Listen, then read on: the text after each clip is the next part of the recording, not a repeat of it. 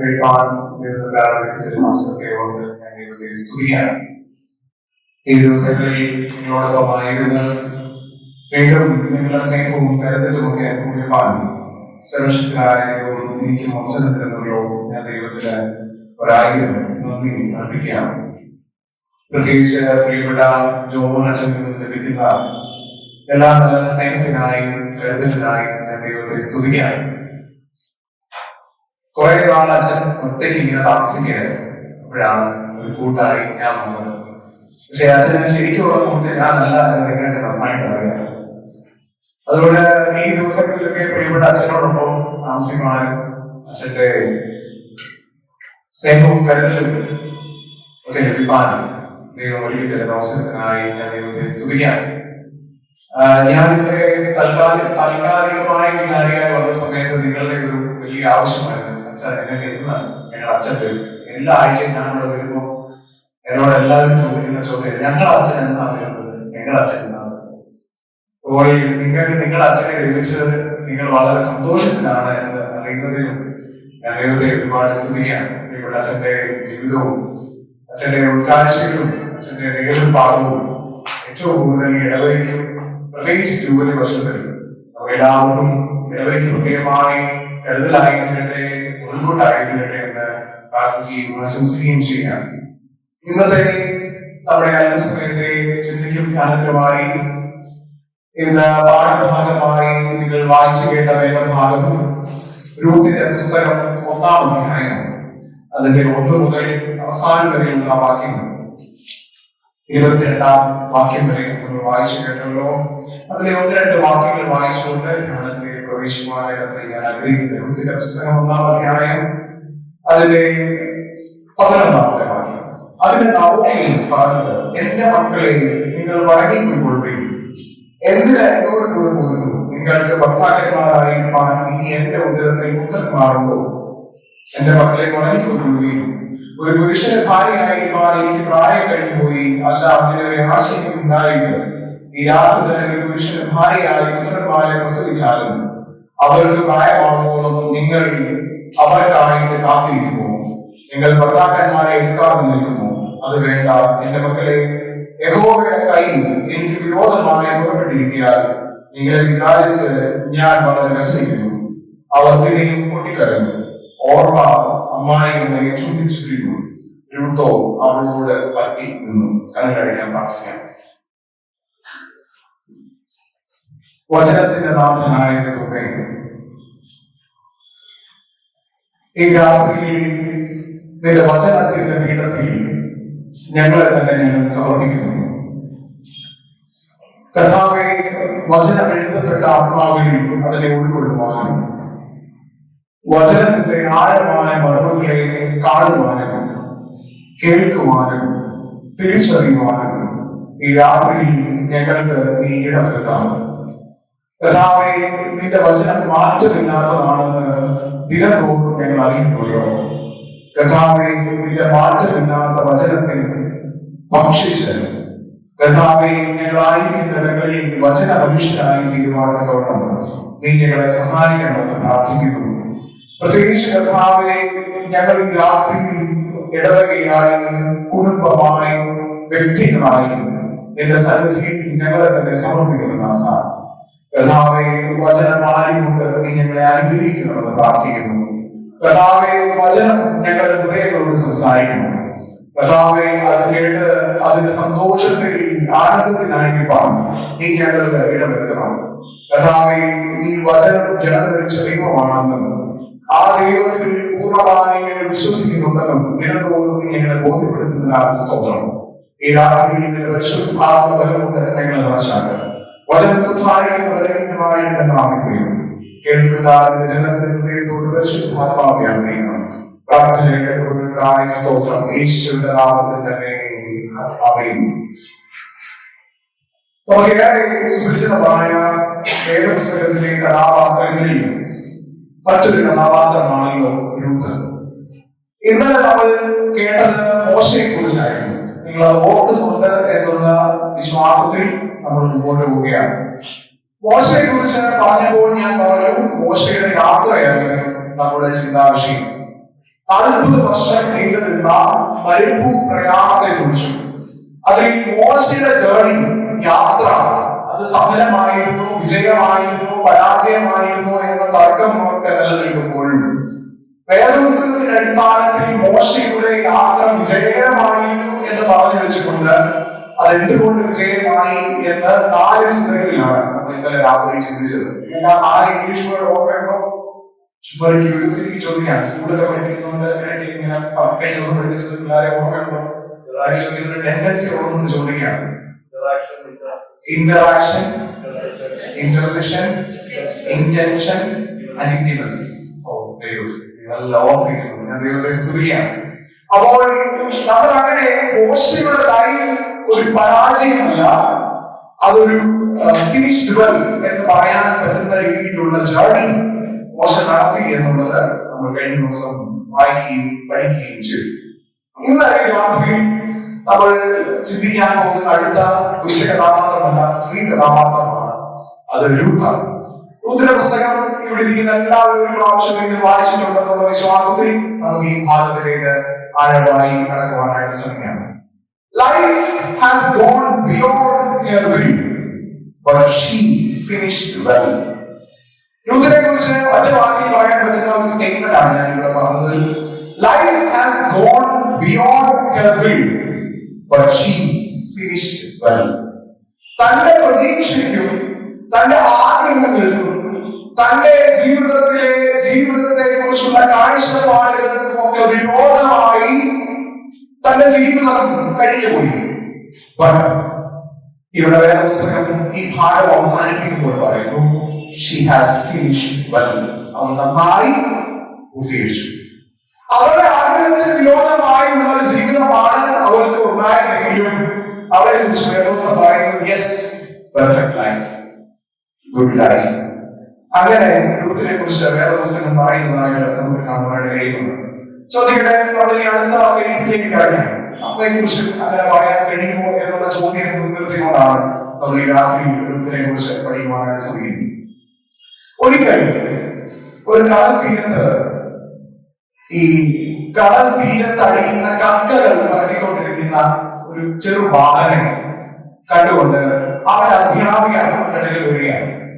ഈ ചെറുബാലൻ ഈ കടൽ തീരത്തടിയുന്ന കക്കകളൊക്കെ ഇങ്ങനെ പിറക്കിയെടുത്ത് ചിലതിങ്ങനെ നോക്കും, നല്ല നോക്കിയിട്ട് അത് അവന്റെ ബാഗിനകത്ത് വിടും.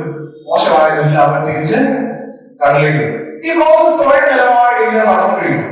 അവനെ കണ്ടുകൊണ്ട് അവന്റെ അടുക്കൽ കടന്നു വന്ന ടീച്ചർ അവനോട് ചോദിച്ചു, അവനെ നീ എന്തോ ചെയ്യുന്നത്?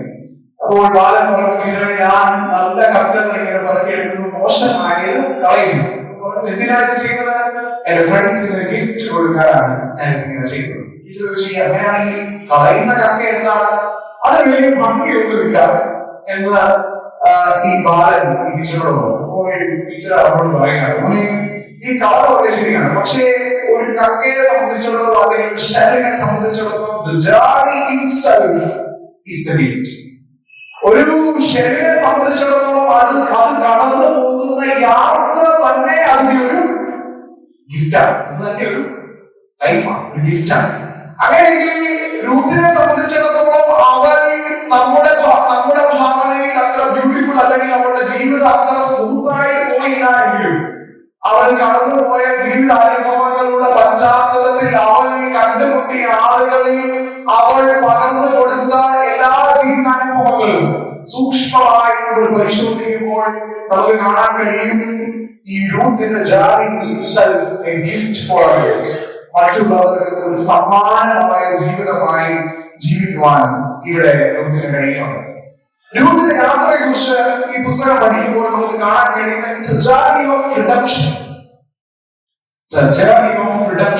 വീണ്ടെടുപ്പിന്റെ യാത്രയാണ് രൂത്തിന്റെ യാത്ര. നിങ്ങൾ അത് വിശ്വസിക്കുന്നുണ്ടോ?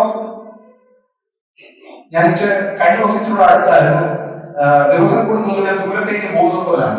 അതുകൊണ്ട് എനിക്ക് നിങ്ങളുടെ ഫേസ് കൊണ്ട് എനിക്ക് കണ്ണിന് ചെറിയ കാഴ്ചപ്പാടുണ്ട്. അതുകൊണ്ട് ഞാൻ കണ്ണാടി വെച്ചിരിക്കുന്നു. അവിടെ ചില വ്യത്യാസമുണ്ട്. നിങ്ങൾ അവിടെ ഉറങ്ങുകയാണോ ഉറങ്ങിയിരിക്കുകയാണോ എന്ന് എനിക്ക് ചിന്തിക്കാൻ പറ്റില്ല. അതുകൊണ്ട് നിങ്ങൾ ഇടയ്ക്ക് ചിരിക്കുന്നൊക്കെ നല്ലതായിരിക്കും. അപ്പൊ അതൊക്കെ കണ്ട് ഞാൻ വിചാരിക്കുന്നത് ഉറങ്ങിയിരിക്കുകയാണ്. രൂത്തിനെ കുറിച്ച് പറയുന്നത് വീണ്ടെടുപ്പിന്റെ യാത്ര. രൂത്തിനെ കുറിച്ച് പറയുന്നത് തന്നെ പുസ്തകം തന്നെ പറയുന്നത് റെസ്റ്റോറേഷനെ കുറിച്ചാണ്, വീണ്ടെടുപ്പുകാരനെ കുറിച്ചും വീണ്ടെടുപ്പിനെ കുറിച്ചും പറയുന്ന പുസ്തകമാണ് രൂത്തിന്റെ പുസ്തകം. രൂത്തിന്റെ പുസ്തകം ഒരു പെരുന്നാളുമായി ബന്ധപ്പെട്ട പുസ്തകമാണ്. നിങ്ങൾക്ക് ഏതാണെന്ന് ആർക്കെങ്കിലും ഓർത്ത് പറയാൻ പറ്റുമോ? ചാക്കോകൾ പറഞ്ഞു.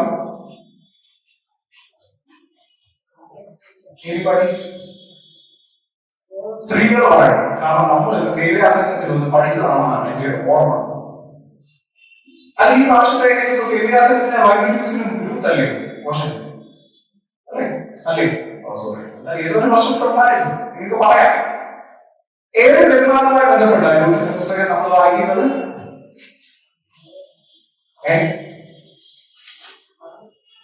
ഹാർവസ്റ്റ് അങ്ങനല്ല അതിന് പറയുന്നത്. ഇപ്പൊ വായിച്ച പാഠങ്ങളുണ്ട്, 1-ാം അധ്യായത്തിൽ തന്നെ ഉണ്ട്. ഉറക്കപ്പെടാം. യവകോത്തിന്റെ പെരുന്നാൾ. എന്ത് യവകോത്തിന്റെ പെരുന്നാള്?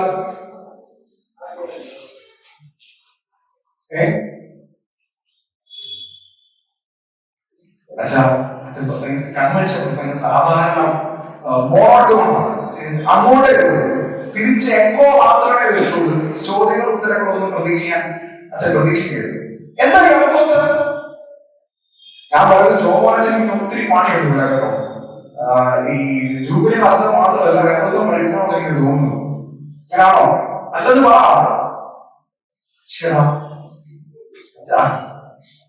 എന്താ യോഗത്ത്? നിങ്ങൾ പറഞ്ഞു പറഞ്ഞാൽ ഇവിടെ ആരൊക്കെ പറഞ്ഞു? ഹാർവസ്റ്റ് എന്നൊക്കെ പറഞ്ഞു. കൊയ്ത്താണ്. കൊയ്ത്താണ്. എന്തിന്റെ കൊയ്ത്താണ്? യവം. യവം കൊയ്യുന്ന ആ കൊയ്ത്തുമായി ബന്ധപ്പെട്ട പെരുന്നാളാണ്. ഇവിടെ അങ്ങനെ എല്ലാ ഫെസ്റ്റിവൽസ് ഉണ്ടോ നോർത്തിൽ? യവം കൊയ്യുന്നല്ല, കൊയ്ത്തുമായി ബന്ധപ്പെട്ട് ഹോളി. ഹോളി ഹോളി എന്ന് പറയുന്നത് ഫസൽ കട്ട് ചെയ്തതിന് ശേഷം ആഘോഷമാണ് ഹോളി. എല്ലാ സംസ്കാരത്തിലും ഈ ഫെസ്റ്റിവൽസ് ഉണ്ട്. അത് വേറെ ഒന്നും മാത്രമല്ല. കേരളത്തിലുണ്ടോ? ഓണം. തമിഴ്നാട്ടിലുണ്ടോ? ഉണ്ട്. പൊങ്കൽ. നോർത്തിലുണ്ടോ? ഉണ്ട്. ഹോളി.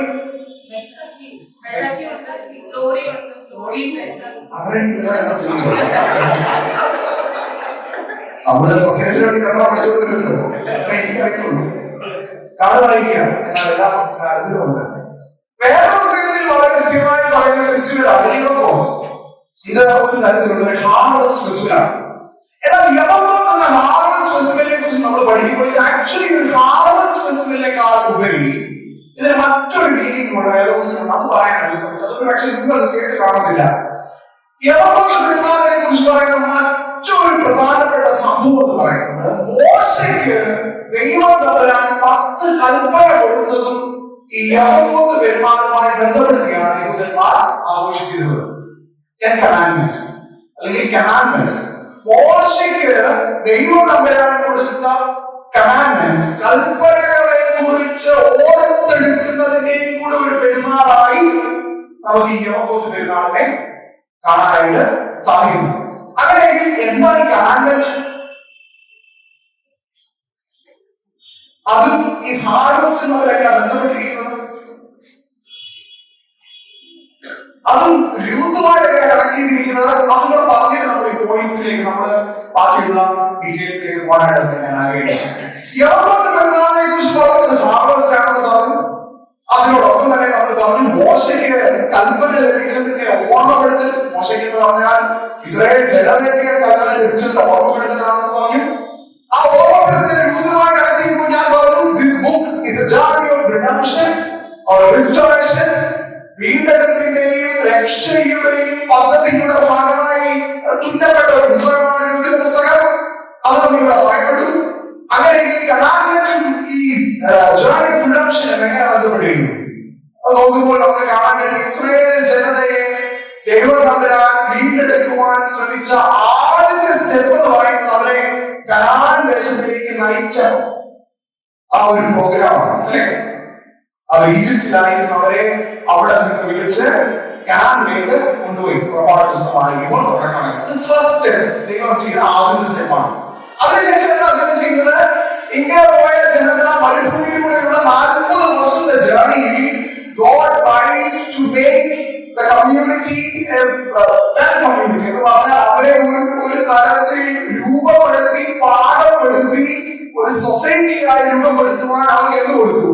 ലോസ് ആൻഡ് കമാൻഡ്മെന്റ്സ് കൊടുത്തു. ഇതിനു വേണ്ടി അവർ തന്നെ ദൈവസന്നിധി എല്ലാ കാലവും നിലനിൽക്കുവാനും ദൈവസന്നിധിയിൽ റിസ്റ്റോർ ചെയ്യപ്പെടുവാനും ദൈവം അവർക്ക് കൊടുത്തു, കൽപ്പനകൾ കൊടുത്തു.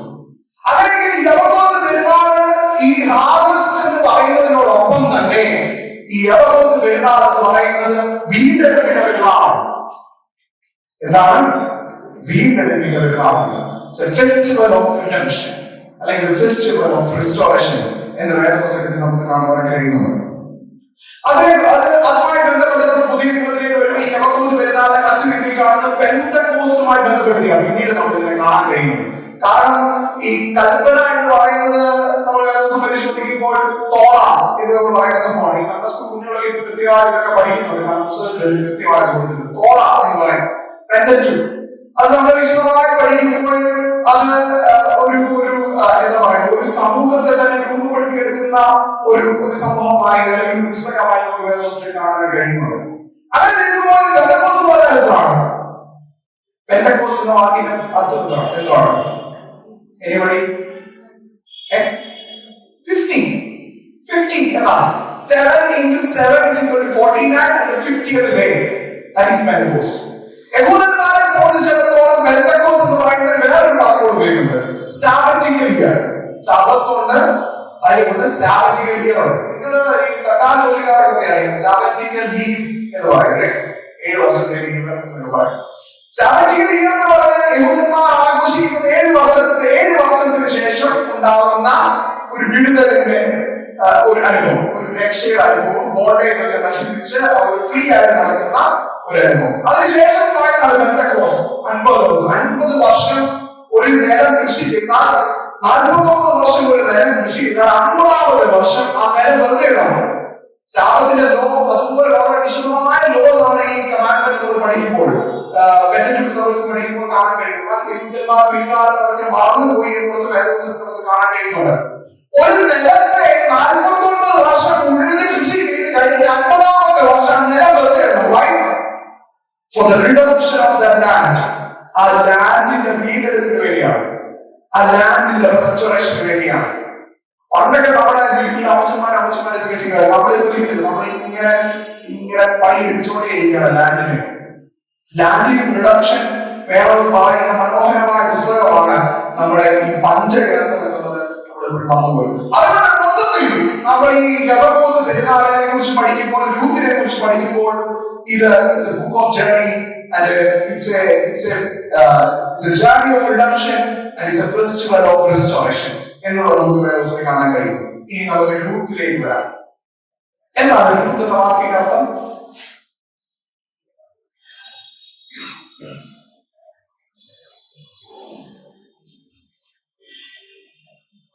പറയാതെ ഞാൻ ഈ ഒരു ശബ്ദം ഇവിടെ ഉള്ളത്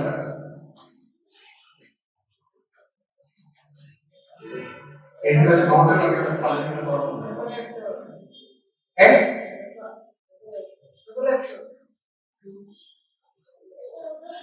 മറിയെ കുറിച്ച് കഴിഞ്ഞ ആഴ്ച കേട്ടതാണോ എന്നൊക്കെ പറയുന്നത് അല്ല.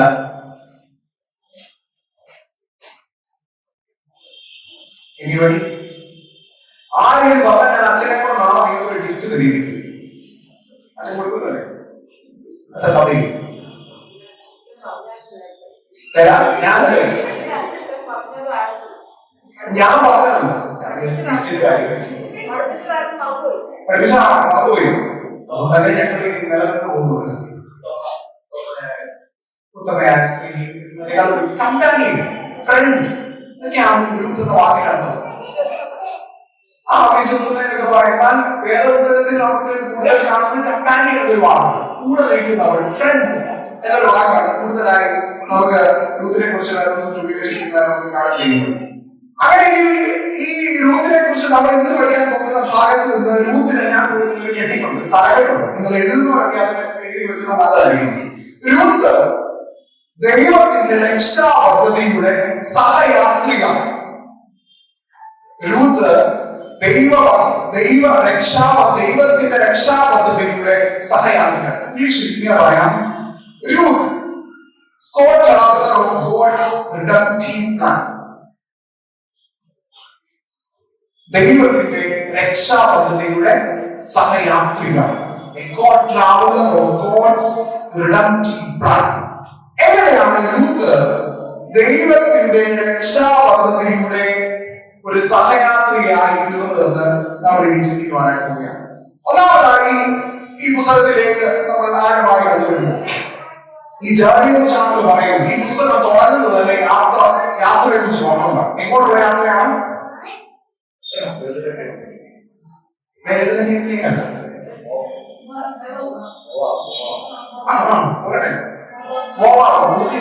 മോവാബിലേക്കുള്ള ജേർണി. ഇവിടെ നിന്ന് ബേഥലേഹേമിൽ നിന്ന് മോവാബിലേക്കുള്ള ജേർണിയാണ്. ആരൊക്കെയാണ് പോകുന്നത്? നവോമി, രണ്ട് മക്കള്, മകളോട് കില്യോൻ, മരുമകളില്ല, മോവാബിൽ ചെന്നായിട്ടുണ്ട്. പതാവധി എലിമലേക്ക് 4 പേര് ചേർന്നുകൊണ്ട് യാത്ര ചെയ്യുകയാണ്. ആരൊക്കെയാണ്? എലിമലേക്ക്, നവോമി, മകളോൻ, കില്യോൻ. അപ്പോൾ ആദ്യം ഈ എലിമലേക്ക് എന്ന് പറഞ്ഞ അർത്ഥം എന്താണ്? മെലേക്ക് അച്ഛനോട് ചോദിച്ചാൽ അച്ഛൻ ഹീബ്രു ഒക്കെ പഠിച്ചാൽ മെലേക്ക് എന്ന് പറഞ്ഞാൽ കിങ്, എലിമലേക്ക് എന്ന് പറഞ്ഞാൽ കിങ് ഓഫ് ഗോഡ് എന്നാണ്.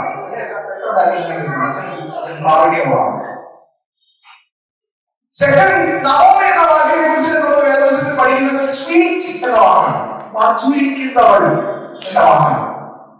ചിലരുടെ മുഖത്തൊക്കെ ചെറിയ പുഞ്ചിരിയുണ്ട്. എനിക്കൊക്കെ അങ്ങനെ പേര് മധുരിക്കുന്നവൾ. നവോമി എന്ന വാക്കിന്റെ സ്വീറ്റ് എന്നാണ്. ഈ മഹോൻ കില്യോന് നമ്മൾ വേദപുസ്തകത്തിൽ കാണുന്ന വാക്ക് ഒന്ന് ഡിസീസ് എന്നൊരു വാക്കുണ്ട്, മീനിങ് ഉണ്ട്. രണ്ട് ഡിസ്ട്രക്ഷൻ, നശിക്കുന്നത് എന്നൊരു മീനിങ്ങും ഈ രണ്ട് മക്കളുടെ മീനിങ്ങൾക്ക് നമുക്ക് കാണാൻ കഴിയും. ഈ 4 ആളുകൾ യാത്രയിലേക്ക് എവിടേക്ക് പോവാണ്? ബേഥലേഹേം ടു മോവാബ്. അങ്ങനെ മോവാബിൽ ചെന്ന് അവർ താമസിക്കുകയാണ്. എന്താണ് അവർ മോവാബിലേക്ക് പോകാനുള്ള കാരണം?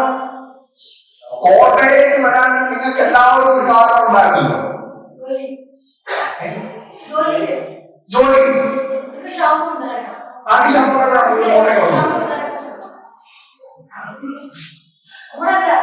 ബേഥലേഹേമിൽ ക്ഷാമം ഉണ്ടായപ്പോൾ അവരോട് പോയി മോവാബ് എന്ന് പറയുന്ന സ്ഥലത്തിലേക്ക് അവർ യാത്ര ചെയ്തു. അങ്ങനെ ഈ ജേർണിക്ക് ഒരു കാരണമുണ്ട് അല്ലെ? കാരണം ക്ഷാമമാണ് ഈ ജേർണിയുടെ കാരണം. ക്ഷാമം ഉണ്ടായപ്പോൾ അവർ ആശ്രയിച്ചു പോയത് മോവാബ് എന്ന് പറയുന്ന ദേശമാണ്. ഇനി ഞാൻ ചോദിക്കട്ടെ, ബേഥലേഹേം എന്ന വാക്കിന്റെ അർത്ഥം എന്താ? ഹൗസ് ഓഫ് ബ്രെഡ്, അപ്പത്തിന്റെ ഭവനം. മോവാബ് എന്ന വാക്കിന്റെ അർത്ഥം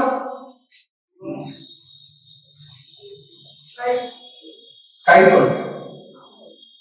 മറുപടി കയ്പല്ല, മരണം. അങ്ങനെയെങ്കിൽ വേറെ സമയം നോക്കുമ്പോൾ ഈ ജേർണി എവിടെ നിന്നുള്ള ജേർണിയാണ്? ഹൗസ് ഓഫ് ബ്രെഡിൽ നിന്ന് ഹൗസ് ഓഫ് ഡെത്ത്, അപ്പത്തിന്റെ ഭവനത്തിൽ നിന്ന് മരണത്തിന്റെ ഭവനത്തിലേക്കുള്ള യാത്ര. ശരിക്കും നിങ്ങൾ ഇത് പഠിക്കുകയാണെങ്കിൽ ഇവർ ഭയന്നത് മരണത്തെയാണ്. പക്ഷെ ഇവൻച്വലി ഇവരുടെ ലൈഫിൽ എന്താ സംഭവിക്കുന്നത്? കംപ്ലീറ്റ് ഡെത്ത് അവരുടെ ലൈഫിൽ സംഭവിക്കുന്നത്. ഈ സ്റ്റോറി പോകുന്നത് മുഴുവനും ഈ ഒരു ജേർണിയുമായി ബന്ധപ്പെട്ടാണെന്നുള്ളത് നമുക്ക് കാണാൻ കഴിയുന്നുണ്ട്. കനാൻ ദേശത്തിന്റെ ഭാഗമായിരുന്ന ബേഥലേഹേം, പാലും തേനും ഒഴുകുന്ന ബേഥലേഹേമിൽ നിന്ന്, അപ്പത്തിന്റെ ഭവനത്തിൽ നിന്ന്, ക്ഷാമമില്ലാത്ത നാട്ടിൽ നിന്ന് ക്ഷാമം ഉണ്ടായപ്പോൾ അവർ ഓടിപ്പോയത് എവിടേക്കാണ്?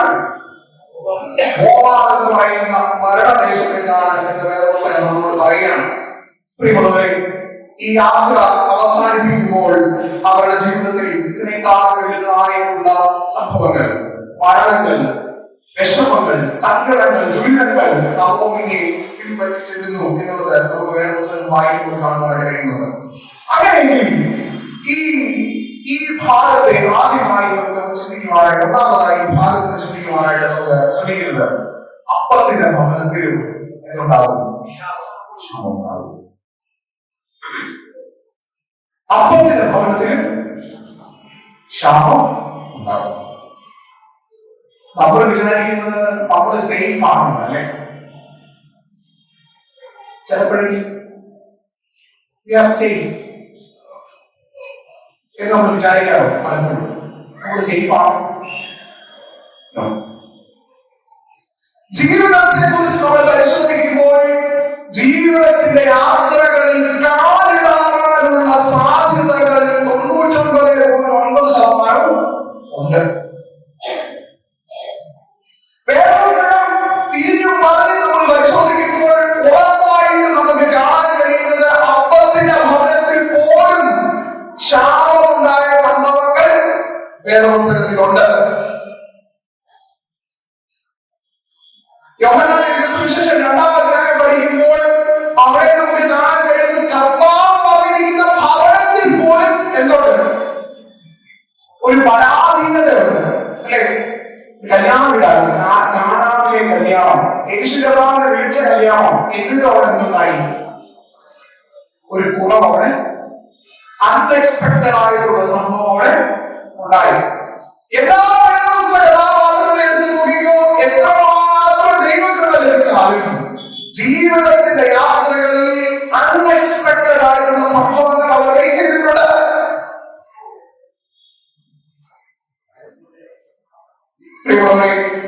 യൂത്തിന്റെ പുസ്തകം ജേർണി ഓഫ് റിഡംപ്ഷൻ, ഈ പുസ്തകം നമ്മോട് പറയുന്നു അപ്പത്തിന്റെ ഭവനത്തിലും ക്ഷാമം ഉണ്ടാവും. ലൈഫ് അത്ര സെക്യൂർ അല്ല, വളരെ ഡെലിക്കേറ്റ് ആണ്, വളരെ വളരെ ഡെലിക്കേറ്റ് ആണ്. ഒന്ന് തൊട്ടാ പൊട്ടി പോകുന്നതാണ് നമ്മുടെ ജീവിതം. പക്ഷെ നമ്മുടെ ഭാവം എന്താണെന്നറിയോ? ഈ പണ്ട് നാട്ടിലൊക്കെ നിങ്ങൾ ഈ കൊച്ചു പിള്ളേർക്ക് കണ്ടു കാണുന്നില്ല, ഈ മാക്രിയുണ്ട്, മാക്രി കണ്ടിട്ടുണ്ട്.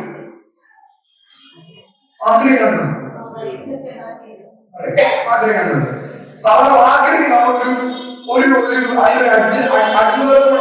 അഡ്ജക്റ്റീവോടെ കൊണ്ട് കൊടുക്കും. എന്താണെന്നറിയാവോ? കുട്ടമാക്രി. കേട്ടിട്ടില്ല? കുട്ടമാക്രി എന്താണ് അതിനെ വിളിക്കാൻ കാരണം? ഈ കുട്ടമാക്രി റോഡൊക്കെ ഇങ്ങനെ ക്രോസ് ചെയ്യും. സന്ധ്യയൊക്കെ ആകുമ്പോൾ ഇതിനൊരു ഹോബിയാണ് ഈ റോഡ് ക്രോസ് ചെയ്യാൻ. റോഡ് ക്രോസ് ചെയ്യുമ്പോൾ എതിർക്കൊരു ട്രക്കോ കാറോ കുട്ടമാക്രിന്റെയും അത് വീർപ്പിക്കും, പേടിപ്പിക്കാൻ വേണ്ടി വീർപ്പിക്കുന്നതാണ്. പക്ഷേ വണ്ടി ഇങ്ങോട്ട് വരും, അതിനെ മുകളിലോട്ട് ഇങ്ങനെ ഒരു ശബ്ദം കേൾക്കാം.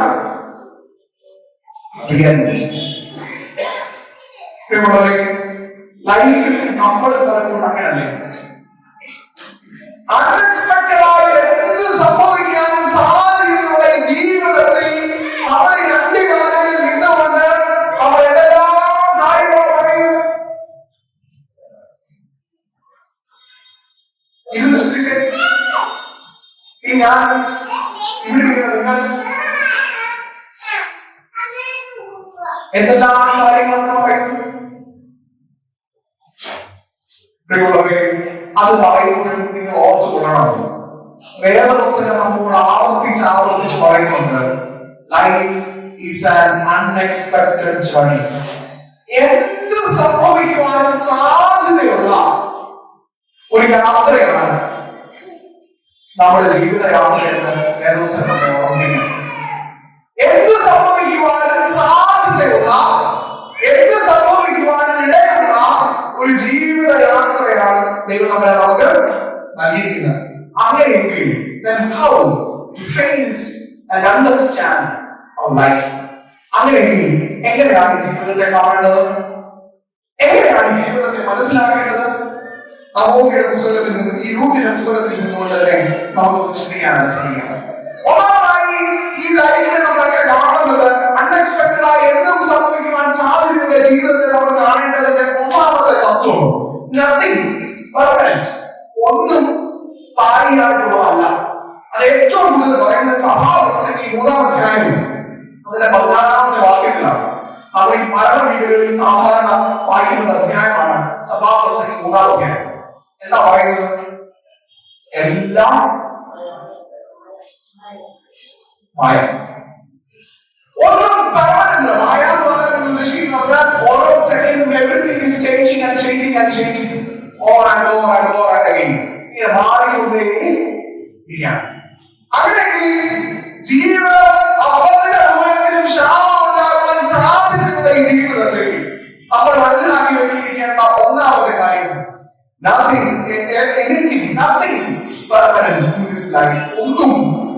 ജീവിതത്തിൽ സ്ഥായിയായിട്ട് ഇല്ല.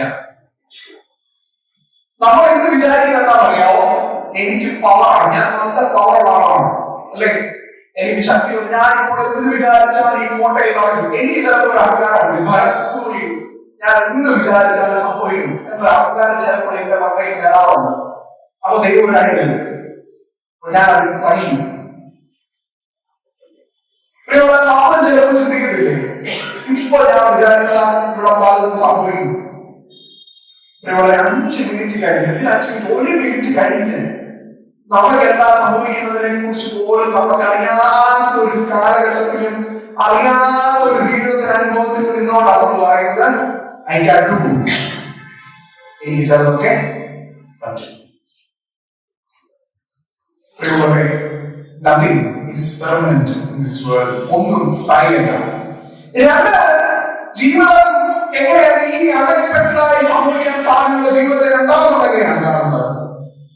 ഒന്നും സ്ഥായിയല്ല എന്ന് പറയുമ്പോഴും നമുക്ക് പറയാൻ സാധിക്കണം, God is with us in the midst of every storm. Unexpected ആയി സംഭവിക്കുന്ന ഈ ജീവിതത്തിൽ, ഈ ലൈഫിൽ nothing is permanent, but I can assure that one thing is permanent, that is my God. അതെന്റെ ദൈവമാണ്. സ്ഥായിയല്ലാതെ എല്ലാ കാര്യങ്ങളും ഉള്ളപ്പോഴും സ്ഥായിയായി സമീപസ്ഥനായി എന്റെ കൂടെ ആളുണ്ട്. ഒന്ന് ഉറക്കെ പറയാമോ? എന്റെ ദൈവമാണ്.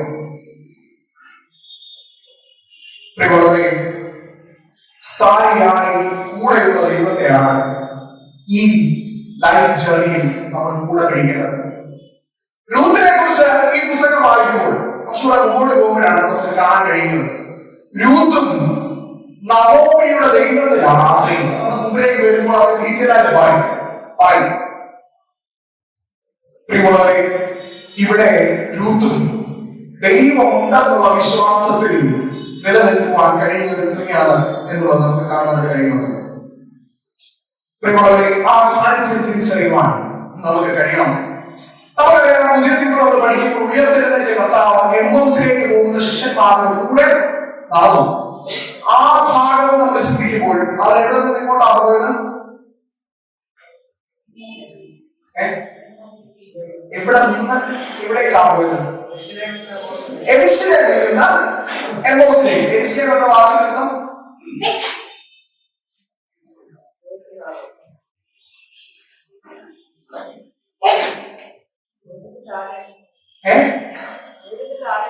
ദൈവത്തിന് ആരെയുള്ള സ്ഥലമാണ് എരിശിലേം എന്ന് എനിക്ക് പറയാം.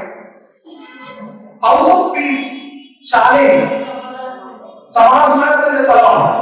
ഇത് സിറ്റി ഓഫ് ഹൈ ടെമ്പിൾ അല്ലെങ്കിൽ സിറ്റി ഓഫ് ഹൈ പ്ലേസ് എന്ന് പറയാം. ഉയർന്ന സ്ഥലത്താണ് ഈ സ്ഥലം ഇരിക്കുന്നത്, ജെറുസലേം. അവിടെ പറയുന്നത് എമ്മൗസിനെ കുറിച്ച് ദ പ്ലേസ് ഓഫ് ഡാർക്ക്നെസ്, അന്ധകാരത്തിലേക്ക് യാത്ര ചെയ്തവരുടെ കൂടെ ആൾക്കാരും ഉയർത്തെഴുന്നേറ്റ. ഇത് ഇയോബിന്റെ പുസ്തകം നിങ്ങൾ വായിക്കണം. ആരുടെ ഇയോബിന്റെ പുസ്തകം കൂടെ വായിച്ചിട്ടുണ്ടോ? ആരെങ്കിലും കമ്പനി വായിച്ചിട്ടുണ്ടോ? പ്രിയമുള്ളവരെ, ഇയോബിന്റെ പുസ്തകം വായിച്ചപ്പോൾ ലാസ്റ്റ് പാർട്ട് 42, ചാപ്റ്റർ 42 വരുമ്പോൾ വാക്യത്തിൽ വായിക്കണം. ഇയോബിന്റെ സാക്ഷ്യം നിങ്ങളെടുത്ത് വായിക്കാവോ? ഇന്ന് രാത്രി അതെങ്കിലും ഒന്ന് വായിച്ച് നമുക്കൊന്ന് ദൈവത്തെ ഒന്ന് മനസ്സിലാക്കാം. ഇയോബിന്റെ പുസ്തകം 42 ഒന്നുകൂടാവരെ ആദ്യം വായിക്കാവോ?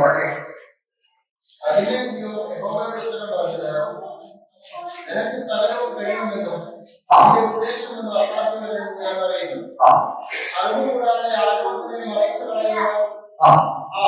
അങ്ങനെ എനിക്ക് അറിവുകൂടാതെ അത്ഭുതമേറിയത് ഞാൻ തിരിച്ചറിയാതെ പറഞ്ഞുപോയി. കേൾക്കണമേ, ഞാൻ സംസാരിക്കും, ഞാൻ നിന്നോട് ചോദിക്കും, എന്നെ ഗ്രഹിപ്പിക്കണമേ. ഞാൻ നിന്നെ കുറിച്ചൊരു കേൾവി മാത്രം കേട്ടിട്ടുള്ളൂ. ഇപ്പോഴോ എന്റെ കണ്ണാൽ ഞാൻ നിന്നെ കാണുന്നു. അറിയാവുന്ന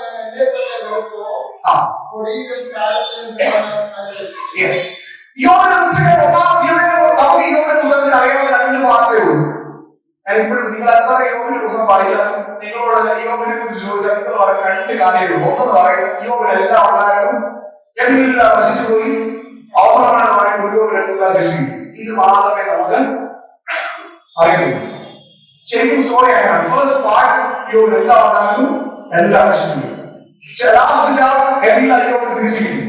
ഇതാണ് സത്യം പറയുന്നത്. എന്നാൽ ഇതിന്റെ ഇടയിൽ സാൻഡ്വിച്ച് ചെയ്തിരിക്കുന്ന ചാപ്റ്റർ 3 to 41 മൂന്നാമത്തെ അധ്യായം മുതൽ 41ാമത്തെ അധ്യായം വരെ പലപ്പോഴും നമ്മൾ വായിക്കാറില്ല. ആക്ച്വലി മൂന്നാം അധ്യായം മുതൽ 41ാം അധ്യായം വരെ യോബിന്റെ പുസ്തകം നമ്മൾ വായിക്കുമ്പോൾ അവിടെ യോബ് തന്നോടും തന്റെ കൂട്ടുകാരോടും തന്റെ ഭാര്യയോടും യോബ് നിരന്തരമായി സംഭാഷണത്തിൽ ഏർപ്പെട്ടുകൊണ്ട് യോബ് കണ്ടെത്തുന്ന ഒരു ദൈവബോധമുണ്ട്. അതാണ് യോബിന്റെ പുസ്തകം 3ാം അധ്യായം മുതൽ 41ാം അധ്യായം വരെ കാണുന്നത്. നിങ്ങൾ വീട്ടിൽ പോയി വിശദമായി വായിച്ചാൽ അതൊരു ഡിസ്പ്യൂട്ട് ആണ്. യോബ് കണ്ടെത്തുകയാണ്, സംഘർഷത്തിൽ ഇരുന്ന യോബ് കണ്ടെത്തുകയാണ് എന്റെ ദൈവം ആരാണ്. ഈ കണ്ടെത്തലിന്റെ കൺക്ലൂഷനാണ് 42ാം അധ്യായം 1 മുതൽ 6 വരെ. എന്റെ ദൈവത്തിനായ നിന്നെ ഞാൻ ഒരു കേൾവി മാത്രം കേട്ടിരുന്നു, ഇപ്പോഴോ ഞാൻ എന്റെ കണ്ടുകൊണ്ട് നിന്നെ കാണുന്നു. ഒരു സൈലൻസ്, ഒരു ശാന്തമായി ശൂന്യമായി ഇരുന്നിടത്ത് പോലും അസാധ്യങ്ങളെ കാണിക്കുവാൻ പ്രവർത്തിക്കുവാൻ കഴിയുന്ന ദൈവം എന്റെ കൂടെ ഉണ്ട് എന്നുള്ളത് യോബ് അടിവരയിട്ട് പറയുവാൻ നമുക്ക് കാണുന്നുണ്ട്. അങ്ങനെയെങ്കിൽ വളരെ അൺഎക്സ്പെക്ടഡ് ആയിട്ടുള്ള സംഭവങ്ങൾ ഉണ്ടാകുന്ന നമ്മുടെ ഈ ജീവിതത്തിൽ ഇപ്പോൾ പറഞ്ഞ നമ്മുടെ ജീവിതാനുഭവത്തിൽ നമ്മൾ ഒരു കാര്യം അടിവരയിട്ട് ശ്രദ്ധിക്കണം. അങ്ങനെയെങ്കിലും നമ്മുടെ ദൈവം നമ്മോടൊപ്പം ഉണ്ട്. അടുത്തതായി ഈ ഭാഗത്ത് തന്നെ നമ്മൾ പരിശോധിക്കുമ്പോൾ ഇനി എങ്ങനെയാണ് ജീവിതത്തെ മറ്റു രീതിയിൽ കാണാൻ കഴിയുന്നത്? അത് യോബിന്റെ പുസ്തകം 28ാം അധ്യായം അതിന്റെ 28ാമത്തെ വാക്യത്തിൽ പറയുന്നുണ്ട്, Wisdom comes from fearing of God. ദൈവത്തിന്റെ പരിജ്ഞാനം വരുന്നത് യഹോവയിലുള്ള ഭയത്തിലാണ്. ഞാൻ പറയും, ഈ ഭയമില്ലാത്തതാണ് നമ്മുടെ ഏറ്റവും വലിയ പ്രശ്നം. നമുക്ക് ആരെയും ഭയമില്ല. പണ്ട് അമ്മ എന്തെങ്കിലും വഴക്ക് പറയുമ്പോൾ അമ്മ പറയുന്ന ഒരു ഡയലോഗ് ഉണ്ട്, എന്നോട് പറയുന്ന ഡയലോഗ്, ഒന്നെങ്കിൽ മനുഷ്യനെ പേടിക്കണം, അല്ലെങ്കിൽ ദൈവത്തെ ഭയക്കണം. നിങ്ങളോട് ആരെങ്കിലും പറഞ്ഞിട്ടുണ്ടോ? പറയുന്നുണ്ട്. ഞാൻ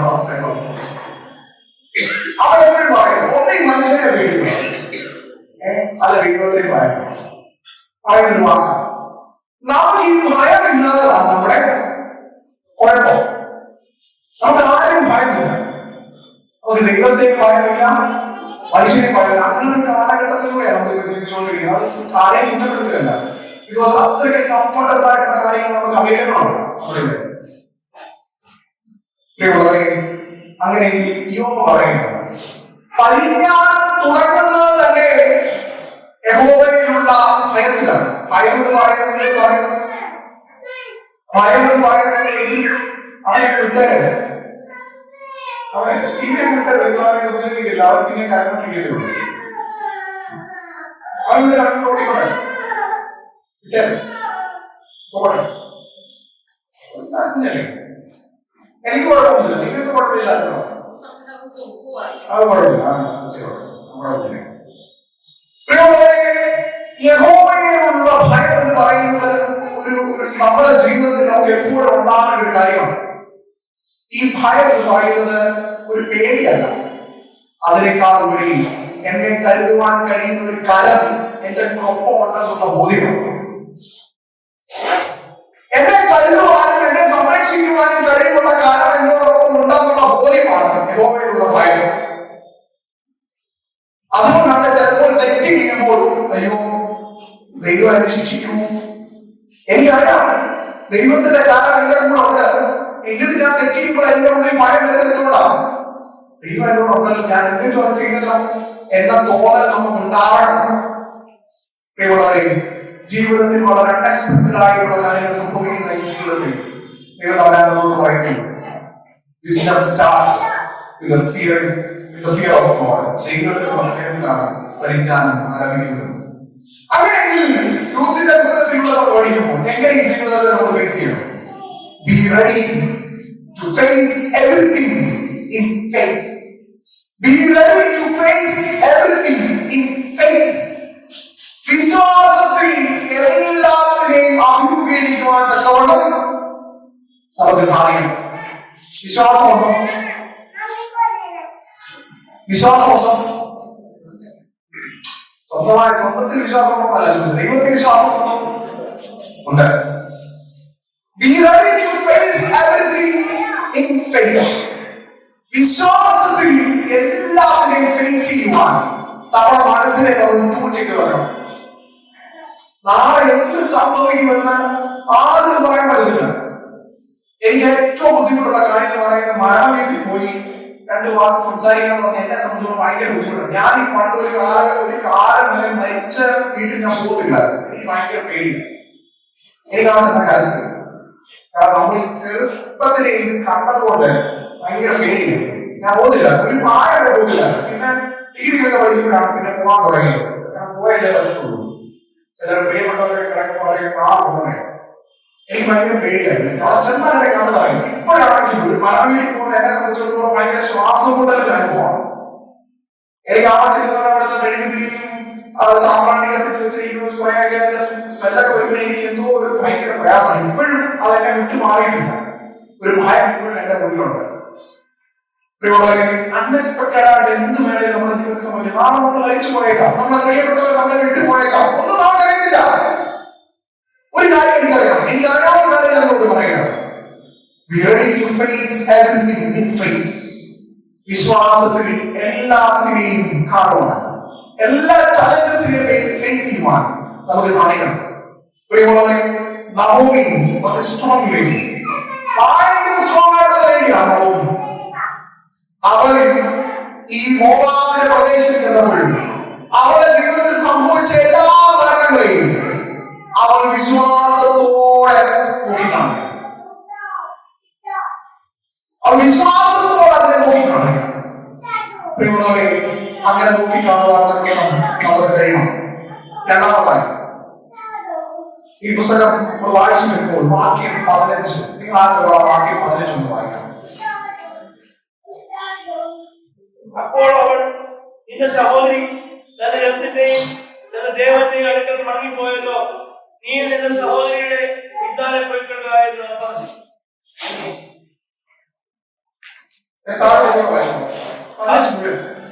അതിനെ രൂത്ത്, നിന്നെ വിട്ടു വരുവാനും നിന്നെ കൂടെ വരാൻ മടങ്ങി പോകുവാനും എന്നോട് പറയരുത്. നീ പോകുന്നിടത്ത് ഞാനും പോരും, നീ പാർക്കുന്നിടത്ത് ഞാനും പാർക്കും.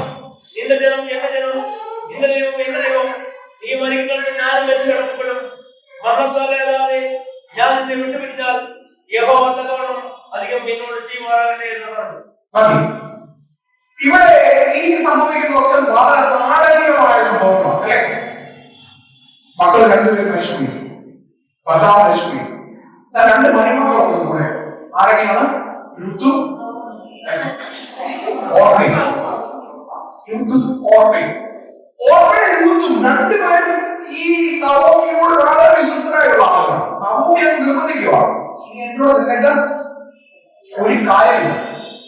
കാരണം ഈ ഇസ്രായേലിന്റെ വിശ്വാസം അനുസരിച്ച്, അവരുടെ കാര്യങ്ങൾ അനുസരിച്ച് ഈ ഹെറിഡിറ്ററി ആയിട്ടുള്ള കാര്യങ്ങൾ, അല്ലെങ്കിൽ അവരുടെ എന്താ പറയാ, അവരുടെ സ്വത്ത് സമ്പാദ്യങ്ങളൊക്കെ പുരുഷന്മാരുടെ മാത്രമേ ട്രാൻസ്ഫർ ചെയ്യപ്പെടുള്ളൂ.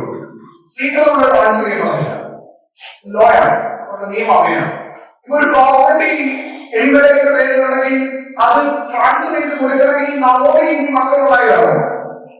അങ്ങനെ അത് ട്രാൻസ്ഫർ ചെയ്യാനായിട്ട് പറ്റുള്ളൂ. അതുകൊണ്ടാണ് നവോമി പറയുന്നത് സീറോ, ഞാൻ ഒന്നുമില്ലാത്തതാണ്, സ്വത്തില്ല, സമ്പത്തില്ല, പാരമ്പര്യമില്ല, എന്റെ ഭർത്താവിന്റെ സംരക്ഷണമില്ല, മക്കളില്ല, എനിക്കൊന്നുമില്ല. ഇനി എന്നോട് നിന്നിട്ട് ഒരു കാര്യമില്ല. യു ക്യാൻ ഗോ, വിട്ടു പോകാം. സ്നേഹത്തിലാണ് നിങ്ങൾക്ക് എന്നെ വിട്ടു പോകാം. ഓർമ്മ കുറെ പ്രാവശ്യമൊക്കെ കേട്ട് കേട്ട് കേട്ട് ഓർമ്മ എന്ത് ചെയ്യുന്നു? നവോമിയെ വിട്ടു പോവുകയാണ്. എന്നാൽ രൂത്ത് പറ്റി നിൽക്കുന്ന വേദോസത്തിൽ ഉപയോഗിക്കുന്നു. അതുകൊണ്ട് രണ്ടാമതായി രൂത്തിനെ കുറിച്ച് പറയുന്നത്, she was ready to be with her. അവളുമായി പറ്റി നിൽപ്പാൻ രൂത്ത് തയ്യാറായി. ആരുമായിട്ട്? നവോമിയുമായിട്ട്. പറ്റി നിൽക്കുന്നത് പറ്റിക്കാനാണോ പറ്റിക്കപ്പെടാനാണോ എന്ന് വിശ്വസിക്കുന്ന, വിചാരിക്കുന്ന ഒരു കാലഘട്ടത്തിൽ രൂത്ത് നമുക്കൊരു മാതൃകയാണ്. രൂത്ത് പറയുകയാണ്, നിന്റെ സങ്കടം നിറഞ്ഞ ജീവിതാനുഭവത്തിൽ, നിന്റെ പ്രയാസം നിറഞ്ഞ ജീവിതത്തിന്റെ അനുഭവത്തിൽ നീ ഒന്നുമില്ലാതെ നിന്നെ തന്നെ നീ ചൂണ്ടിക്കാണിച്ചു. എന്നിരുന്നാലും നിന്നോടുകൂടെ പറ്റി നിൽക്കുവാൻ ഞാൻ തയ്യാറാണ്. ഈ രൂത്തിന്റെ ജേർണി അവിടെ നിന്ന് തുടങ്ങിയാണ്. രൂത്ത് ഈ മോവാബിലെ ദേശത്ത് നിന്ന് തിരിച്ച് അവർ വേദനയിലേക്ക് വരുന്നത് ഒരു വലിയ യാത്രയാണ്. പിന്നീട് നമുക്ക് ആ ബാക്കിയുള്ള അധ്യായങ്ങൾ വായിക്കുമ്പോൾ നമുക്ക് കാണാൻ കഴിയും. അവർക്ക് എന്തുകൊണ്ട് അത് സാധിച്ചു? ഈ ജേർണി അവരെ സംബന്ധിച്ചിടത്തോളം എന്തുകൊണ്ടൊരു റിഡംഷന്റെ ജേർണിയായി മാറി? ബിക്കോസ് അവർക്ക് നവോമിയോട് കൂടെ പറ്റി നിൽപ്പാൻ സാധിച്ചു. ഞാൻ പറയുന്നത് ഈ രൂത്തിന്റെ മനസ്സുണ്ടല്ലോ, അതൊരു ഭയങ്കര വിശാലമായ മനസ്സാണ്, തുറന്ന മനസ്സാണ്. പ്രിയമുള്ളവരെ, പറ്റി നിൽക്കുന്നത് പറ്റിക്കുവാൻ വേണ്ടിയും പറ്റി നിന്നവൻ പറ്റിക്കുമോ എന്ന് നമ്മൾ പറയുകയും ചെയ്യുമ്പോൾ രൂത്ത് നമ്മോട് പറയുന്നു, compassion for the missing of others. മറ്റുള്ളവരോട് ചേർന്ന് നിൽക്കുന്നതാണ് ഏറ്റവും കൂടുതൽ പ്രാധാന്യം വഹിക്കുന്നതെന്ന് രൂത്ത് പറയാം. ഇവിടെ നവോമി തന്നെ നവോമിയെ റീഡിഫൈൻ ചെയ്യുന്നുണ്ട്. എങ്ങനെയാണ് റീഡിഫൈൻ ചെയ്യുന്നത്? ആദ്യം പറയുമ്പോൾ ഞാൻ പറഞ്ഞു, നവോമി എന്ന വാക്കിന്റെ അർത്ഥം മധുരമുള്ളത്, സ്വീറ്റ്. അതിന് നവോമി പിന്നീട് എന്താ പറയുന്നത്? ബിറ്റർ, കൈപ്പുള്ളവർ, അല്ലെ? കൈപ്പുള്ളവരാണെന്നാണ് നവോമി തന്നെ താൻ പറയുന്നത്. അങ്ങനെയെങ്കിൽ നവോമി തന്നെ പറയാൻ ശ്രമിക്കും, emptiness compounded. എനിക്കുണ്ടായിരുന്ന നഷ്ടങ്ങൾ ഇരട്ടിയായി കൂടി നിൽക്കുകയാണ്. നഷ്ടങ്ങൾ മാത്രമേ ഉള്ളൂ. നഷ്ടങ്ങൾ ഉള്ളപ്പോഴും രൂത്ത് പറയുന്നു, നിന്റെ നഷ്ടത്തിന്റെ കൂടെ പങ്കാളിയാകുവാൻ ഞാനും തയ്യാറാണ്. ഒരിക്കലും ആരും മുങ്ങുന്ന കപ്പലിൽ ആരും കയറാറില്ല, ഒരിക്കലും കയറാറില്ല. മുങ്ങുന്ന കപ്പലിൽ കയറാൻ ഒരിക്കലും ആരും തയ്യാറാവില്ല. പരാജിതമായ ഒരു ഗ്രൂപ്പിൽ മത്സരിക്കാൻ ആരും തയ്യാറാവില്ല. എപ്പോഴും നമ്മൾ നോക്കുന്നത് എങ്ങനെയാണ്? സ്ട്രോങ് ആയിട്ടുള്ള കമ്പാനിയൻസിനെയാണ് നമ്മൾ നോക്കുന്നത്. വീക്കായിട്ടുള്ള ആളുകളെ നമ്മൾ ശ്രദ്ധിക്കാറില്ല. ശരിയാണോ? അവർ കൂടെ പോകാറും ഇല്ല. എന്നാൽ വേറെ പുസ്തകം പറയുന്നത്, ഇവിടെ ഇത്രമാത്രം സങ്കടം നിറഞ്ഞിരിക്കുന്ന നവോമിയോട് പറ്റിച്ചേരുവാൻ രൂത്തിന് കഴിഞ്ഞത് ബിക്കോസ് ഓഫ് ഹെർ ലവ്, അവളുടെ സ്നേഹം കൊണ്ട് മാത്രമാണ്. വേറെ പുസ്തകത്തിൽ സ്നേഹത്തിന് പല വാക്കുകൾ പറയുന്നു. പഴയ നിയമത്തിൽ പറയുന്ന വാക്ക് ഹെസഡ് എന്ന വാക്കാണ്, സ്നേഹത്തിന് വേണ്ടിയുള്ള വാക്ക്. ഹെസഡ് എന്ന് പറയുന്നത് ആഴമായിട്ടുള്ള സ്നേഹത്തെ കുറിച്ചാണ് ഹെസഡ് എന്ന വാക്ക് പറയുന്നത്. പ്രത്യേകിച്ച് റിലേഷൻഷിപ്പ്, മറ്റുള്ളവർ തമ്മിലുള്ള ബന്ധങ്ങളിലുള്ള സ്നേഹബന്ധം, അതിൽ പറയാൻ പറയുന്ന വാക്കാണ് ഹെസഡ്. പ്രിയമുള്ളവരെ, ഇവിടെ രൂത്തും നവോമിയും ഒരു പുതിയ ബന്ധം സൂക്ഷിക്കുകയാണ്. ആ പുതിയ ബന്ധം എന്താണ്? രക്തബന്ധത്തിലുള്ള ബന്ധമാണ്? രക്തബന്ധമാണ് അല്ല. രക്തബന്ധത്തെക്കാൾ ഉപരി ഒരു പുതിയ ബന്ധുത്വങ്ങൾ സൃഷ്ടിക്കുവാൻ ഇവിടെ രൂത്ത് തയ്യാറാകുകയാണ്. രക്തബന്ധത്തെക്കാൾ ഉപരിയുള്ള ബന്ധുത്വം. വേദപുസ്തകത്തിൽ വേറെ എവിടെയെങ്കിലും ഈ ബന്ധത്തെ കുറിച്ച് കാണാൻ പറ്റുമോ? ചട്ടങ്ങൾ തോന്നി എന്താ? യേശുക്രിസ്തുവിൽ എന്താ പറയാൻ കാരണം? എന്തെങ്കിലും പ്രത്യേക പർട്ടിക്കുലർ ഇൻസിഡന്റ് വെച്ചാണോ ചാക്കുകൾ എന്ന് പറഞ്ഞത്? അല്ല, സ്വന്തം ജീവനെ കുറിച്ച്. എന്നാൽ യേശു ക്രൂശിൽ മരിച്ച ക്രൂശിന്റെ ചുവട് നിങ്ങൾക്ക് ഓർമ്മയുണ്ടോ? നമ്മളെല്ലാ ദുഃഖവെള്ളിക്കും മാത്രമേ വായിക്കാറുള്ളൂ, പിന്നീട് നമ്മൾ അത് മടക്കി അടുത്ത ദുഃഖവെള്ളി. അവിടെ നോക്കിയാൽ ക്രൂശിന്റെ ചുവട് അതൊരു പ്രധാനപ്പെട്ട സീനാണ്. കുറച്ചു പേരുള്ളൂ. ആരെയാണ്? യേശു കർത്താവ് കുരിശുണ്ട്, താഴെ മറിയുണ്ട്, യോഹന്നാനെ നോക്കി യേശു കർത്താവ് പറയുന്നു, ഇതാ നിന്റെ അമ്മ. അമ്മയെ നോക്കി പറയുന്നു, ഇതാ നിന്റെ മകൻ. ശരിക്കും അവർ അമ്മയെ കൊണ്ടുപോകണം. ക്രൂശിലുള്ള കർത്താവ് താഴെ നിന്ന സ്വന്തം അമ്മയോട് പറയുന്നു, ഈ നിൽക്കുന്ന യോഹന്നാൻ നിന്റെ മകനാണ്. യോഹന്നാനോട് പറയുന്നു, ഈ നിൽക്കുന്ന അമ്മ നിന്റെ അമ്മയാണ്. നിങ്ങൾ ആലോചിക്കണം, സ്വന്തം മകൻ ക്രൂശയിൽ ഇങ്ങനെ പെടഞ്ഞ് മരിച്ച് സങ്കടപ്പെട്ട് നിൽക്കുന്ന ഒരു അമ്മയോടാണ് പറയുന്നത്, ഞാൻ മരിച്ചാൽ എന്താ, ഈ നിൽക്കുന്നവൻ നിന്റെ മകനാവാൻ തയ്യാറാണ്. നിൽക്കുന്ന മകനോട് പറയുന്നു, ഞാൻ നഷ്ടപ്പെട്ടാൽ എന്താ, ഈ നിൽക്കുന്ന അമ്മ നിനക്ക് അമ്മയാവാൻ തയ്യാറാണ്. പ്രിയമുള്ളവരെ, നമ്മൾ എപ്പോഴും രക്തബന്ധങ്ങൾ അന്വേഷിച്ച് പോകുന്നവരാണ് അല്ലെ?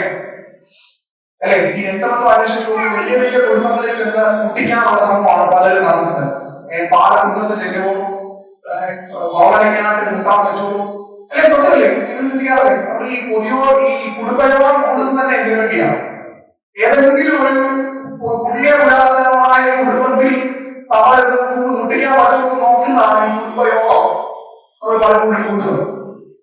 പ്രിയമുള്ളവരെ, കുടുംബം എങ്ങനെ ഉണ്ടാകുന്നത്? ബേസിക് ഫാമിലി എങ്ങനെ ഉണ്ടാകുന്നത്? ദൈവം വിളിച്ച കുടുംബം എങ്ങനെ ഉണ്ടാകുന്നത്? രക്തബന്ധത്തിലല്ല. രക്തബന്ധത്തിലല്ല. സമൂഹത്തിലെ ബേസിക് ഇൻസ്റ്റിറ്റ്യൂഷൻ എന്ന് പറയുന്നത് മാരേജ് ആൻഡ് ഫാമിലിയാണ്. ഇത് ഫാമിലി എടുത്തു പോകുന്നത്. ഫാമിലി പോലും ബോർഡ് രൂപപ്പെടുന്നത് രക്തബന്ധത്തിലല്ല. ആ ബന്ധം രൂപപ്പെടുന്നത് സ്നേഹത്തിലാണ്. പ്രിയമുള്ളവരെ, നമ്മുടെ യാത്രകൾ, our journeys, അതൊരു restoration and redemptive journey ആണെന്നുണ്ടെങ്കിൽ ഈ സ്നേഹം നമ്മിൽ ഉണ്ടാവേണ്ടത് അനിവാര്യമാണ്. സ്വന്തം ചോരയുള്ള സഹോദരനോട് വിളിക്കാൻ പോലും പറ്റാത്ത നമുക്ക് എങ്ങനെ മറ്റുള്ളവർക്ക് വിളിക്കാൻ കഴിയും? നമ്മൾ ചിന്തിക്കണം. ഇത് എനിക്ക് പാടില്ല, ഞാനിപ്പോ സേഫ്, എനിക്കിതൊക്കെ പറയാം, ഞാൻ പോലും നമ്മുടെ അച്ഛനെ വിളിച്ച് പറയാൻ പാടില്ല. കാരണം അച്ഛൻ 3 വർഷം കൊണ്ട് ഇരിക്കേണ്ടതാണ്. എനിക്ക് ആ ഭയം, എനിക്ക് എന്തും തന്നിട്ട് പോകാം. ആത്മാർത്ഥമായി ചോദിക്കുകയാണ്, ഈ ജൂബിലി വർഷം നിങ്ങൾ ഇരിക്കുകയാണല്ലോ, എത്ര പേരുണ്ടെന്ന് എന്റെ കണ്ണിൽ അങ്ങോട്ട് എഴുതി പിടിക്കാൻ പറ്റുന്നില്ല. ഈ ഇരിക്കുന്ന നിങ്ങളോട് തന്നെ ചോദിക്കണം. ഇവിടെ ഇരിക്കുന്ന എല്ലാവരോടും ഈ പറഞ്ഞ സ്നേഹബന്ധം കാണിക്കുവാൻ നമുക്ക് കഴിയുന്നുള്ളൂ.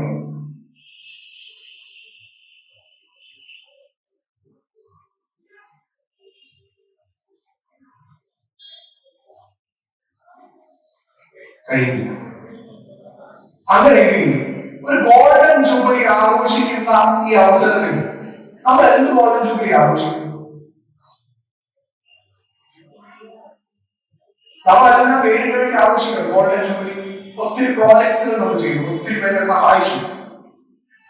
ഈ ക്യാമറ ഉള്ളതുകൊണ്ട് എനിക്ക് കുറച്ചുകൂടെ കൂടുതൽ പറയണമെന്ന്, പക്ഷെ ഈ ക്യാമറ ഉള്ളതുകൊണ്ട് എനിക്ക് പറയാൻ പറ്റുന്നില്ല. ഗോൾഡൻ ജൂബിലി നമ്മൾ ആഘോഷിച്ചു, ഒത്തിരി പേരെ സഹായിച്ചു, വെരി ഗുഡ്, നല്ലതാണ്. പക്ഷെ ഒരു ഇൻട്രോസ്പെക്ഷൻ ആവശ്യമാണ്. ഒന്ന് കീറി മുറിക്കണം. നിങ്ങളൊന്ന് മുറിച്ച് നോക്കരുത്. അങ്ങോട്ടും ഇങ്ങോട്ടും ഈ പറയുന്ന സ്നേഹം നമുക്കുണ്ടോ? ഞാൻ ഈ കോട്ടാപ്പള്ളിയെ കുറിച്ച് ഓർമ്മ, ഒത്തിരി പേർക്ക് ഒത്തിരി സങ്കടത്തോടെ കടന്നു പോകുന്നവരെ ഞാൻ 4 മാസം കൊണ്ട് ഇവിടെ കാണാനായിട്ട് പറ്റുള്ളൂ. ഒത്തിരി അൺഎക്സ്പെക്ടഡ് ആയിട്ടുള്ള കാര്യം ലൈഫിൽ സംഭവിച്ച ഒത്തിരി സങ്കടമുള്ള ആളുകളിവിടെ ഉണ്ട്. എന്നാൽ സന്തോഷത്തിലുള്ളവരുണ്ട്, എന്നാൽ അവർക്കും സങ്കടമുണ്ട്, എല്ലാവർക്കും സങ്കടമുണ്ട്. ഞാൻ അങ്ങനെയല്ല പറയുന്നത്. പരസ്പരം ഒരു സ്നേഹത്തിൽ ആ സങ്കടം എന്ന മുറി ഉണക്കുവാൻ ഈ ഫാമിലിക്ക് സാധിക്കുന്നു. പ്രിയമുള്ളവരെ, വേദനയ്ക്ക് എവിടെ കിടക്കുന്നു, മോഹം എവിടെ കിടക്കുന്നു. ട്രാവൽ ചെയ്ത് വന്ന ഒരാളാണ് നവോമി. അവിടെ നിന്ന് കിട്ടിയ ഒരു പെൺകുട്ടി രൂത്ത്, രക്തബന്ധമൊന്നുമില്ല. അവൾ പറയുന്നു, എന്റെ പൊന്നമ്മായിയമ്മേ, നിങ്ങൾ എനിക്ക് അമ്മായിയമ്മയല്ല, നിങ്ങൾ എനിക്ക് അമ്മയാണ്. ഞാൻ ഇതോടെ കൂടെ പറ്റി നിൽക്കാൻ ഞാൻ തയ്യാറാണ്. പ്രിയമുള്ളവരെ, ഈ രാത്രി നമ്മൾ ഈ ദൈവവചനം കേട്ട് വെറുതെ പോകുന്നതായല്ല. ഇവിടുന്ന് പുറത്തേക്ക് ഇറങ്ങുമ്പോൾ നമുക്ക് ചില പുതിയ ബന്ധങ്ങൾ നമുക്ക് സ്ഥാപിക്കപ്പെടും. ഇതുവരെ സംസാരിച്ചിട്ടുള്ളവർ ഇല്ലാത്തവർ ഈ ഗെയിം കടന്നു പോകുന്നതിന് ഒരു പ്രാവശ്യമെങ്കിലും അങ്ങോട്ടും ഇങ്ങോട്ടും നോക്കി സംസാരിക്കണം. Please, my request. അല്ലെങ്കിൽ ഉണ്ടല്ലോ, നിങ്ങൾ ഈ ഗോൾഡൻ ജൂബിലിക്ക് ആരൊക്കെയോ നിങ്ങൾ സഹായിച്ചിട്ടുണ്ടോ? അതൊന്നും നിങ്ങൾ സഹായിച്ചതല്ല, ഗവൺമെന്റ് സബ്സിഡി കൊടുക്കുന്ന പോലെ ആവും. സത്യം, കിട്ടിയവരും അറിയത്തില്ല, കൊടുത്തവരും അറിയത്തില്ല ആരൊക്കെയാണ്. സത്യം, ഗവൺമെന്റ് സബ്സിഡി ഒക്കെ ഉണ്ട് അല്ലേ? ഗ്യാസിന് സബ്സിഡി കുറച്ചുകൂടെ കിട്ടി. ഇപ്പൊ കേരളത്തിൽ നമ്മൾ നോക്കുന്നത് ഒരിക്കലാണ്, മഴ പാടില്ല. നോക്കിയാൽ പെൻഷനൊക്കെ വാങ്ങിക്കുന്ന ഗവൺമെന്റ് ഉദ്യോഗസ്ഥരാണെന്നൊക്കെയാണ് പത്രത്തിൽ വരുന്നത്.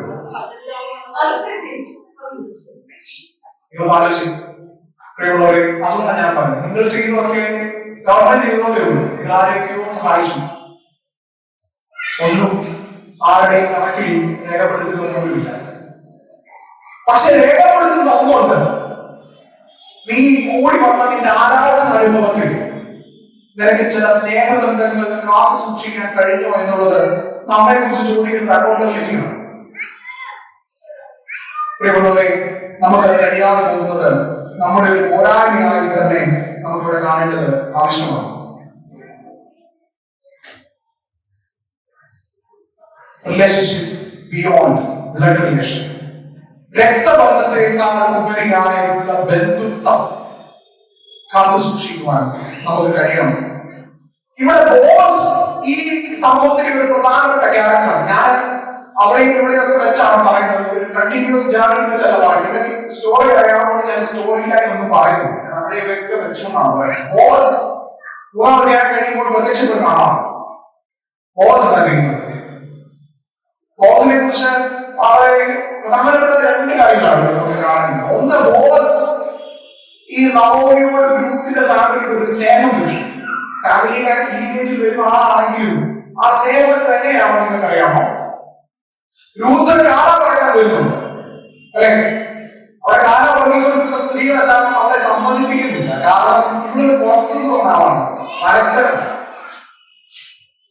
പക്ഷെ ബോസ് പറയുന്നുണ്ട് അവളെ ആരും താഴെ എന്നിട്ട് പറയുന്നു എക്സ്ട്രാ നീ എടുത്തോ, ഈ എക്സ്ട്രാ എടുത്തോ. നമ്മളെല്ലാ ഷോപ്പിൽ പോയാലും നമ്മുടെ സാധനം എടുക്കുമ്പോൾ നമ്മൾ നോക്കും എത്ര പെർസെന്റ് എക്സ്ട്രാ ഉണ്ട്. കമ്പനിക്കാർ വളരെ സ്നേഹിക്കുന്നതാണ് നമ്മുടെ വിചാരം, ഈ എക്സ്ട്രാ കാണുന്നത്. അവരാ എക്സ്ട്രാക്കും അവിടെ പൈസ അടിച്ചിട്ടുണ്ട്. നമ്മള് മണ്ടന്മാരറിയാതെ എക്സ്ട്രാ അവിടെ നോക്കി എടുത്തോണ്ട് വരും. ആ എക്സ്ട്രാ അല്ല, ആ എക്സ്ട്രാ അല്ല, ഈ എക്സ്ട്രാ, ഈ എക്സ്ട്രാ എക്സ്ട്രാ ഇത് അവളോടുള്ള സ്നേഹത്തിൽ, ആ കുടുംബത്തിന്റെ സംഘടനത്തോടുള്ള സ്നേഹത്തിൽ അതിനോട് ചേർന്ന് നിന്നുകൊണ്ട് ബോസ് പറയാണ് അവൾ കുറച്ചുകൂടെ എടുത്തോട്ടെ. പ്രിയമുള്ളവരെ, നമുക്ക് പറയാൻ കഴിയും ഒരു അതിനെ നിൽക്കുന്ന തേങ്ങയിൽ നിന്ന് രണ്ട് തേങ്ങ വീഴും. ഒന്ന് അപ്പുറത്തും വീഴും, ഒന്ന് ഇപ്പുറത്തും വീഴും. ആ തേങ്ങയ്ക്ക് വരെ അടിയുണ്ടാകുന്ന ആളുകളാണ് നമ്മൾ. നമ്മൾ പറയൂ നീ എക്സ്ട്രാ കൊണ്ട് എടുത്തോളാം.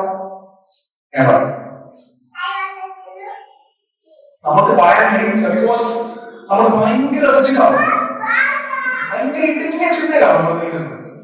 എന്നാൽ വേറെ ദിവസം പറയുന്നു പ്രിയമുള്ളവരെ, ഈ എക്സ്ട്രാ കൊടുക്കുന്ന പുസ്തകമാണ് വേറെ ദിവസം. എക്സ്ട്രാ കൊടുക്കാൻ മനസ്സ് കാണിച്ചുള്ള പുസ്തകം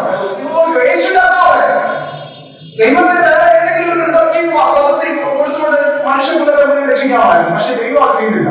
ദൈവം ചെയ്തത് എന്താണ്? സ്വന്തം ജീവനെ കൊടുത്തു. അതിൽ കൂടുതലൊന്നുമില്ല, അതിൽ കുറവൊന്നുമില്ല.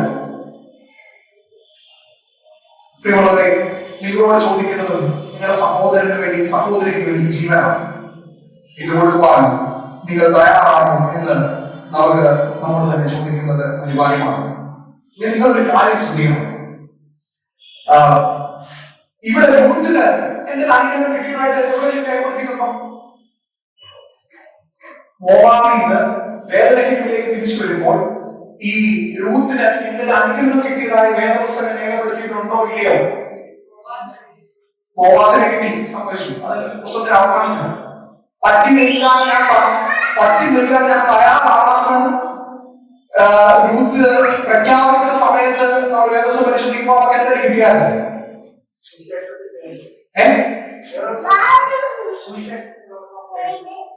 കിട്ടില്ല. സുവിശേഷം ജീനിയോളജി. സുവിശേഷത്തിന്റെ ആദ്യത്തിൽ അവരുടെ പേര് പറഞ്ഞിട്ടുണ്ട്. ഓക്കെ, ജീനിയോളജി അവരുടെ പേരുണ്ട്. ശരി, അതല്ല ഞാൻ പറയുന്നത്. ഞാൻ നവോമിയുടെ കൂടെ പോകാൻ തയ്യാറാണെന്ന് രൂത്ത് പ്രഖ്യാപിക്കുന്ന സമയത്ത് രൂത്തിന് എന്തെങ്കിലും അനുഗ്രഹം കിട്ടിയതായ ദിവസം പറയുന്നുണ്ടോ?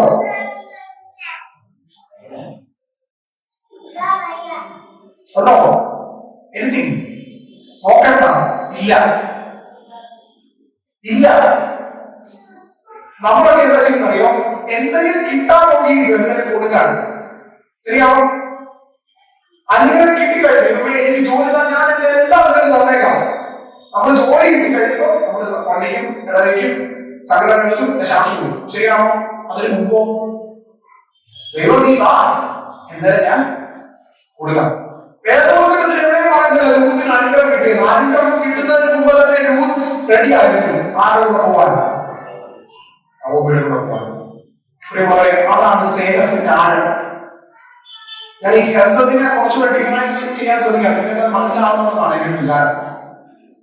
പ്രിയമുള്ളവരെ, ഈ സ്നേഹമാണ് ഈ ഗോൾഡൻ ജൂബിലി സമയത്ത് നമ്മുടെ ഉള്ളിൽ ഉണ്ടാവേണ്ടത്. മൂന്നാമതായി യൂത്തിനെ കുറിച്ച് നമ്മൾ പഠിക്കുന്നു. ഇതിൽ ഈ പാഠം നിർത്തിയത് തന്നെ തുടങ്ങിക്കൊണ്ട് മൂന്നാമത്തെ പോയി പറയാൻ ശ്രമിക്കുകയാണ്. No blessing, no promise, not even a Abrahamic lineage, not even a single promise, but a decision was very radical. ഒന്നുമില്ലാതെ അവൾ നവോമിയുടെ കൂടെ പോകാൻ റെഡിയായിരുന്നു.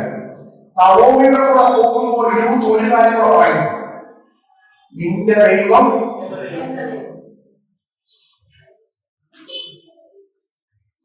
എങ്ങനെ പറയാൻ പറ്റുമെന്ന് എനിക്ക് ഇപ്പോഴും മനസ്സിലാവും. ബേത്ലഹേം വിട്ട് മോവാബി വന്ന് താമസിച്ച 2 മക്കളും ഭർത്താവുകളായിരുന്നു. ദൈവം എല്ലാവരും നവോമി ഒന്നുമില്ലാത്തവളായി, മദ്യപിക്കുന്നവൾ മാറയായി മാറി. അപ്പോഴും രൂത്ത് തന്നെ കണ്ടുകൊണ്ടിരിക്കുന്നു. എന്നിട്ട് രൂത്ത് പറയുന്നു, ഈ നിന്റെ ദൈവം ഉണ്ടല്ലോ, ഈ ദൈവം തന്നെയാണ് എന്റെ ദൈവം. Not even a single promise, അവളെ കുറിച്ച് ഒരു പ്രോമിസ് പോലും വ്യവസ്ഥിട്ട് പറയുന്നില്ല. പക്ഷെ നവോമി പറയുന്നു, your God is my God, നിന്റെ ദൈവം എന്റെ ദൈവം. പ്രിയമുള്ളവരെ, രൂത്തിനെ കുറിച്ച് നമ്മൾ മൂന്നാമതായി അവരുടെ ജേർണിയെ കുറിച്ച് പരിശോധിക്കുമ്പോൾ ഇന്നലെ പറഞ്ഞത് തന്നെയാണ്, അതിനോട് റിലേറ്റ് ചെയ്യാൻ പറ്റും. സർവശക്തനെയും ആശ്രയിച്ചവളാണ് രൂത്ത്. സർവശക്തനായ ദൈവത്തിൽ ആശ്രയിച്ചവളാണ് Ruth.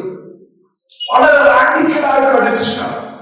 Yes, I am ready to go with you. നിന്റെ കൂടെ വരാൻ ഞാൻ തയ്യാറാണ്. And your God will be my God. നിന്റെ ദൈവമായിരിക്കും ഇനി മുതൽ എന്റെ ദൈവം. പ്രിയമുള്ളവരെ, നമുക്ക് ഈ ദൈവത്തിൽ വിശ്വസിക്കാൻ പറ്റും. നമ്മൾ മറിയെ കുറിച്ച് ചിന്തിക്കുന്ന ഞായറാഴ്ചയാണ് ഈ വരുന്ന ഞായറാഴ്ചയല്ല. മറിയാണ് നമ്മുടെ പ്രധാനപ്പെട്ട കഥാപാത്രം. മറിയിൽ കൂടുതൽ പ്രത്യക്ഷപ്പെട്ട എന്താണ് നിങ്ങൾ പറയാൻ കേട്ടോ? നിങ്ങൾ വായിച്ചു കേട്ടു. എവിടെ എന്താ പറയുക? കൃപ വെച്ചല്ലേ നിനക്ക് വന്നത് ആണോ? ഇതൊരു സമാധാനം. ശരി, പഴയ ഓർമ്മയിലേക്ക് പോകുന്നു. ശരി, കൃപ ലഭിച്ചവരെ നിനക്ക് സമാധാനം അല്ലെ. ഇതിൽ എന്താ പറയുന്നത്? നീ ഒരു മകനെ പ്രസവിക്കും, വെട്ടിത്തരിച്ചിരിക്കുക. പ്രസംഗിച്ച ആരാണ് പ്രസംഗിച്ചത് എനിക്കറിയില്ല. ഇവിടെ അച്ഛനായിരുന്നു, പക്ഷേ നിങ്ങളുടെ അതിനെക്കുറിച്ച് പ്രസംഗിച്ചു. ഈ യഹൂദ സ്ത്രീകളെ സംബന്ധിച്ചിടത്തോളം വിവാഹം നിശ്ചയിച്ചിരിക്കുന്ന കാലഘട്ടത്തിൽ വെരി ക്രൂഷ്യൽ ആയി ഒരു അവരുടെ ഇടയിൽ ഒരു സ്റ്റോറി തന്നെ ഉണ്ട്. ദൂതൻ പ്രത്യക്ഷപ്പെടുക എന്ന് പറഞ്ഞാൽ തന്നെ അവർ പേടിച്ചായിരിക്കും. ആ ദൂതൻ പ്രത്യക്ഷപ്പെട്ടാൽ അവരുടെ ഒരു സ്റ്റോറി അനുസരിച്ച്, അവരുടെ ഒരു പാരമ്പര്യം അനുസരിച്ച് പ്രത്യക്ഷപ്പെടുന്നത് മരണത്തെ കുറിച്ച് പറയാം. മരണം എന്ന് പറഞ്ഞാൽ ഭർത്താവ് കഴിയാൻ പോവാം എന്ന് പറയാൻ പ്രത്യക്ഷപ്പെടുന്ന ഒരു സ്റ്റോറി ഈ യഹൂദന്മാരുടെ ഇടയിലുണ്ട്. ഞാൻ ഈ അടുത്ത സമയത്താണ് വായിച്ച് മനസ്സിലാക്കാൻ ചോദിച്ചത്. അങ്ങനെ ഒരു സ്റ്റോറി ഉണ്ട്. അങ്ങനെ ഇരിക്കുമ്പോൾ ഈ സ്ത്രീകൾ പ്രാർത്ഥിക്കുന്നത് അറിയാം, ഈ ദൂതൻ പ്രത്യക്ഷപ്പെടല്ലേ എന്നാണ് അവർ പ്രാർത്ഥിക്കുന്നത്. പ്രത്യക്ഷപ്പെട്ടപ്പോൾ നിറയെ ഭയക്കാൻ കാരണമാണ്. ഈ എന്തിനാ പ്രത്യക്ഷപ്പെട്ടത്? സങ്കടപ്പെടുത്തുന്ന വാർത്തകളെല്ലാം പറയണം. പക്ഷെ അങ്ങനല്ല. കൃപ ലഭിച്ചവളെ എന്ന് പറഞ്ഞാണ് അവർ പറയുന്നത്. എന്നിട്ട് പറയുന്നു, നിനക്കൊരു അനുഗ്രഹം. എന്താ അനുഗ്രഹം? ഭർത്താവില്ലാതെ മകനെ പ്രസവിക്കും. അതിന് കൃപ പറയാൻ പറ്റും. എന്താ കൃപ? അത് പറഞ്ഞിട്ട് മുമ്പോട്ട് പോവാം. അച്ഛൻ എനിക്ക് ഇച്ചിരി സമയത്തിനുള്ള പ്രത്യാശയും ഞാൻ അതുകൂടെ ചോദിക്കുകയാണ്. എന്താ കൃപ? അർഹതയില്ലാത്ത ദാനം, അർഹതയില്ലാത്ത ദാനം. അർഹത പറഞ്ഞത് കറക്റ്റാണ്, അതുപോലെ ഞാൻ തെറ്റു പറയുക. അർഹതയില്ലാത്ത ദാനം, ദാനത്തിൽ മാത്രമാണ് കൃപ. ഞങ്ങളെ സെമിനാരി പഠിപ്പിച്ച പ്രിയപ്പെട്ട എക്സി തോമസ് ഞാൻ എപ്പോഴും അച്ഛനെ ഓർത്ത് പറയും. ഞാൻ അച്ഛനോട് കുറെ നാള് ഞങ്ങൾ പഠിപ്പിച്ച ഫേവറേറ്റ് ആയിട്ടുള്ള അച്ഛനാണ് എക്സി തോമസ്. എക്സി തോമസിനെ ഞങ്ങൾ 5 ഇയർ പഠിക്കുമ്പോൾ സെമിനാരി ചാർജ് ചെയ്തൊരു പ്രസംഗം ഇപ്പോഴും ഞാൻ ഓർക്കുന്നു. പ്രത്യേകിച്ച് പൗലോസിനെ കുറിച്ചാണ് പ്രസംഗിച്ചത്. പൗലോസിനെ കുറിച്ച് പ്രസംഗിക്കുമ്പോൾ അച്ഛൻ പറഞ്ഞ കൃപയെ കുറിച്ചാണ്. കൃപ. അച്ഛൻ ഒരു സ്റ്റേറ്റ്മെന്റ് പറഞ്ഞു. അച്ഛൻ എച്ച് തോമസിനെ പറഞ്ഞ ഈ അരയ്ക്ക് താഴെ കൊടുത്ത് താമസം അച്ഛൻ നടക്കാനും പറ്റത്തില്ല, വീൽ ചെയറിൽ അച്ഛൻ ഫുൾ ടൈം. അച്ഛൻ പറഞ്ഞ ഒരു സ്റ്റേറ്റ്മെന്റ് ഇങ്ങനെയാണ്: പൗലോസിന്റെ കൃപ പൗലോസിന്റെ രീതിയിൽ കൃപയെ കൊണ്ടെടുത്ത് വെച്ചിട്ട് അച്ഛൻ പറഞ്ഞു, എന്നെ രോഗിയാക്കിയതും എനിക്ക് നടക്കാൻ കഴിയാതാക്കിയതും ദൈവത്തിന്റെ കൃപയുടെ ഭാഗമാണ്. ഞാൻ ആദ്യമായിട്ട് അങ്ങനെ ഒരു സ്റ്റേറ്റ്മെന്റ് ഒരാൾ പറയുന്നത് കേൾക്കുന്നത് ഞെട്ടിത്തെറിച്ചു. എന്നെ നടക്കാൻ കഴിയാത്തവരാക്കി വീൽ ചെയറിൽ ഇരുത്തിയതും ദൈവത്തിന്റെ കൃപയാണ്. നമ്മൾ എപ്പോഴും ഈ കൃപയെ അസോസിയേറ്റ് ചെയ്യുന്ന എന്തെങ്കിലും ബ്ലെസ്സിങ്ങുമായിട്ട് നമ്മൾ കൃപയെ അസോസിയേറ്റ് ചെയ്യുന്നത്. വണ്ടിയുടെ ഒക്കെ പുറകെ പറയുന്നു, ദിസ് ഈസ് ഗോഡ്സ് ഗ്രേസ്. നമ്മൾ എഴുതാറുണ്ട്, ഇത് ഗിഫ്റ്റാണ്, ഗോഡ്സ് ഗ്രേസ്, ദൈവത്തിന്റെ കൃപയിൽ ലഭിച്ച ഗിഫ്റ്റാണ്. ഗിഫ്റ്റ് മാത്രമേ ഉള്ളൂ ദൈവത്തിന്റെ കൃപ. അങ്ങനെയാണെങ്കിൽ കൃപയെ നിങ്ങൾ മനസ്സിലാക്കിയിട്ടില്ല. അപമാനിതയാകുന്നതും കൃപയാണെന്നാണ് അറിയോട് ദൈവം പറഞ്ഞത്. അപമാനിക്കപ്പെടുവാൻ നീ പോവുകയാണ്, ഈ അപമാനിതയാകുന്നതും ദൈവത്തിന്റെ കൃപയാണ്. നിന്റെ വീട്ടിൽ മരണമുണ്ടായോ, അതും നിനക്ക് തന്ന ഒരു കൃപയാണ്. നിനക്ക് അത് കാണാൻ പറ്റുന്നില്ലെന്നേ ഉള്ളൂ. തോൽവി ഉണ്ടായോ, അതും നിനക്ക് ലഭിച്ച കൃപയാണ്. കൃപയുടെ കൂട്ടത്തിൽ നമുക്കിപ്പോഴും ഗിഫ്റ്റുകൾ അടുക്കി വെക്കാനാണ് ഇഷ്ടം. എന്നാൽ നമുക്ക് നഷ്ടപ്പെട്ടതിനെ കൂട്ടിച്ചേർത്ത് വെക്കാൻ നമ്മളെപ്പോഴും പഠിക്കാറുണ്ട്. പ്രിയമുള്ളവരെ, ഇവിടെ രൂത്തിന്റെ ജീവിതം പഠിക്കുമ്പോഴും not even a single promise or a gift ഒന്നും കിട്ടിയിട്ടില്ല. അവൾ പറയുന്നു, your God is my God. നിന്റെ ദൈവം എന്റെ ദൈവമാണ്. പ്രിയമുള്ളവരെ, ആ ദൈവത്തെ വിശ്വസിക്കാൻ നമുക്ക് കഴിയുന്നുണ്ടോ എന്ന് നമുക്ക് ചിന്തിക്കേണ്ട കാര്യമാണ്. നമുക്ക് പെട്ടെന്ന് പോകാൻ ഞാൻ അവസാനിപ്പിക്കാം. നാലാമത്തെ ഭാഗം അവസാനിപ്പിക്കുന്നു. വാക്യം 22 നമ്മൾ വായിക്കുമ്പോൾ അവിടെ കാണുന്നത്, പ്രിയമുള്ളവരെ, ഇവിടെ സത്യത്തിൽ വേദപുസ്തകം അവസാനിക്കും. ഈ പുസ്തകം അവസാനിക്കുമ്പോൾ പറഞ്ഞു വെക്കുന്നത് ബോസാണ് നവോമിയുടെ വീണ്ടെടുപ്പുകാരൻ എന്നുള്ളൊരു ചിത്രമാണ്. എന്നാൽ ഞാൻ അതിനെ ഇന്ന് രാത്രി മാറ്റി പറയാനായിട്ട് പോകുന്നു. നിങ്ങൾ എന്നോട് സങ്കടമൊന്നും തോന്നുന്നത്, നിങ്ങൾ നന്നായിട്ടൊന്ന് വായിച്ചു നോക്കുക. ഈ നവോമിയുടെ വീണ്ടെടുപ്പുകാരി ആണ്. നമ്മൾ ബോസനെയാണ് നായകനായി വിളിച്ചിരിക്കുന്നത്. ഞാൻ പറയുന്ന നായക പ്രാധാന്യമുള്ള കഥയല്ല ഇത്. ഇതൊരു നായിക പ്രാധാന്യമുള്ള കഥയാണ്. നവോമിയുടെ വീണ്ടെടുപ്പുകാരിയായി മാറുന്നത് ആരാണ്?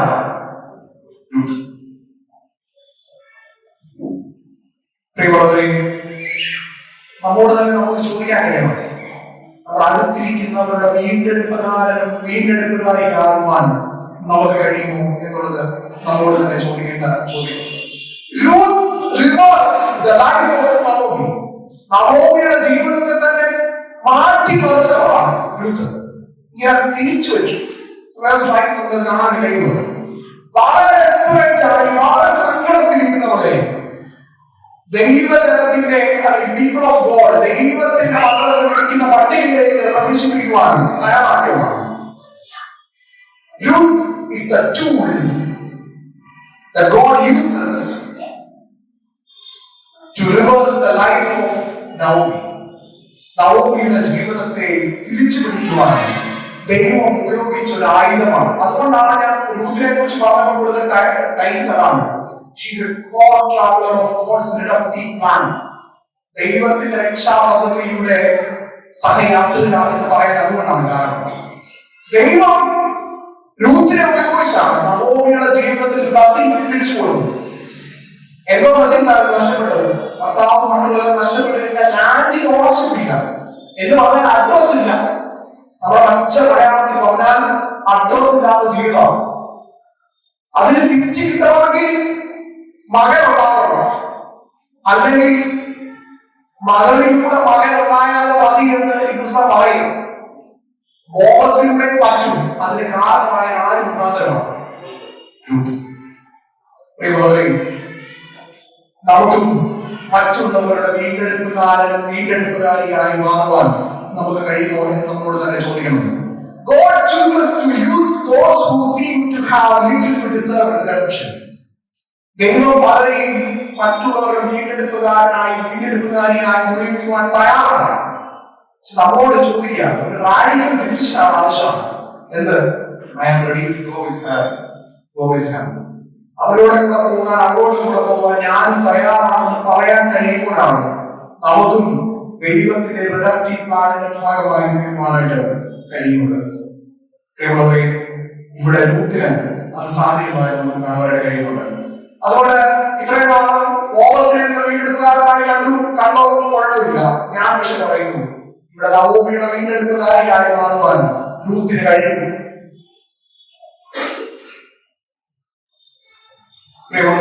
എങ്കിലും നിങ്ങളിലും ഇങ്ങനെ ഒരു വീണ്ടെടുപ്പുകാരിയും ഒളിഞ്ഞിരിപ്പുണ്ട്. ഈ ഗോൾഡൻ ജൂബിലി ആഘോഷിക്കുന്ന ഈ സമയത്ത് അത് കണ്ടെത്തുവാൻ നമുക്ക് കഴിയുമ്പോഴാണ് നമ്മുടെ ജീവിതം ഈ ഗോൾഡൻ ജൂബിലി ശരിക്കും ഒരു ഗോൾഡൻ അനുഭവമായി നമുക്ക് മാറും. രൂത്തിന്റെ life is a successful and well finished life എന്ന് പറയാൻ കാരണം ഈ 4 കാര്യങ്ങൾ കൊണ്ടാണ്. ആ രീതിയിൽ നമുക്ക് കഴിയുന്നുണ്ടോ എന്ന് നമുക്ക് ചിന്തിക്കണം. തുടക്കത്തിൽ ഞാൻ പറഞ്ഞത് അമ്പത്തിന്റെ ഭവനത്തിലും ക്ഷാമം ഉണ്ടാകും. പക്ഷെ ഈ ക്ഷാമത്തെ എങ്ങനെ നമ്മൾ ഹാൻഡിൽ ചെയ്യണം നമ്മൾ തുടക്കത്തിൽ അത് പറഞ്ഞു. രണ്ടാമത് പറഞ്ഞത് പറ്റി നിൽക്കുവാൻ യൂത്തിന് തോന്നിയ മനസ്സ്, because of your love research നമ്മൾ അവിടെ പറയാനായിട്ട് ശ്രമിച്ചു. മൂന്നാമതായി സർവശക്തനെ ആശ്രയിച്ചതാണ് youth. Your God is my God. എന്റെ ദൈവം എന്റെ ദൈവം. ഒരു ബ്ലസ്സിംഗ് കിട്ടാതെ തന്നെ യൂത്ത് അതേക്ക് പറയാൻ ശ്രമിച്ചു. ദൈവകൃപയിൽ അവർ ആശ്രയിച്ചു. നാലാമത് പറയാൻ ശ്രമിച്ചത് നവോമിയുടെ വീണ്ടെടുപ്പുകാരിയായി മാറുവാൻ നമ്മുടെ ഉത്തരവാദിത്തം നെഞ്ചോട് ചേർത്ത് പിടിച്ചവളാണ് രൂത്ത്. പ്രിയമുള്ളവരെ, രൂത്തിന്റെ ജീവിതം ഈ പുസ്തകമായി അവസാനിപ്പിക്കുമ്പോൾ ഇവിടെ ജോൺ കെ രൂത്തിനെ പിന്നെ നമ്മൾ കാണുന്നത് പുതിയ നിയമത്തിലാണ്. കർത്താവിന്റെ ജീനിയോളജി പിന്നെ വരുന്നത് രൂത്താണ്. രൂത്തിനെ നമ്മൾ കാണാനായിട്ട് കഴിയുന്നു. പ്രിയമുള്ളവരെ, നമുക്കും ഈ രാത്രിയിൽ നമ്മളോട് തന്നെ ചോദിക്കണം, ദൈവത്തിന്റെ രക്ഷണീയ പദ്ധതിയുടെ ഭാഗമായി ഒരു കോർട്ടാകുവാൻ ഞാനും തയ്യാറാണ്. 50 വർഷം ജേർണി ചിന്തിക്കാം. 50 years ജേർണി ഓൾറെഡി പോകണം. നമുക്ക് ഞാൻ ചിന്തിക്കേണ്ട. ഇനി മുമ്പോട്ടുള്ള യാത്രമാണ്. ഈ ദൈവത്തിന്റെ റിഡക്റ്റീവ് പ്ലാനിന്റെ കോർട്ടാകുന്നതായി മാറുവാൻ നമുക്ക് കഴിയുമോ എന്നുള്ള ചോദ്യം ഞാൻ നിങ്ങളുടെ മുമ്പിൽ വെക്കുകയാണ്. ഈ പടിവിട്ട് നിങ്ങൾ പുറത്തു പോകുമ്പോൾ നിങ്ങൾ കാണാം, ദൈവത്തിന്റെ രക്ഷണീയ പദ്ധതിയുടെ സഹയാത്രികനാകുവാൻ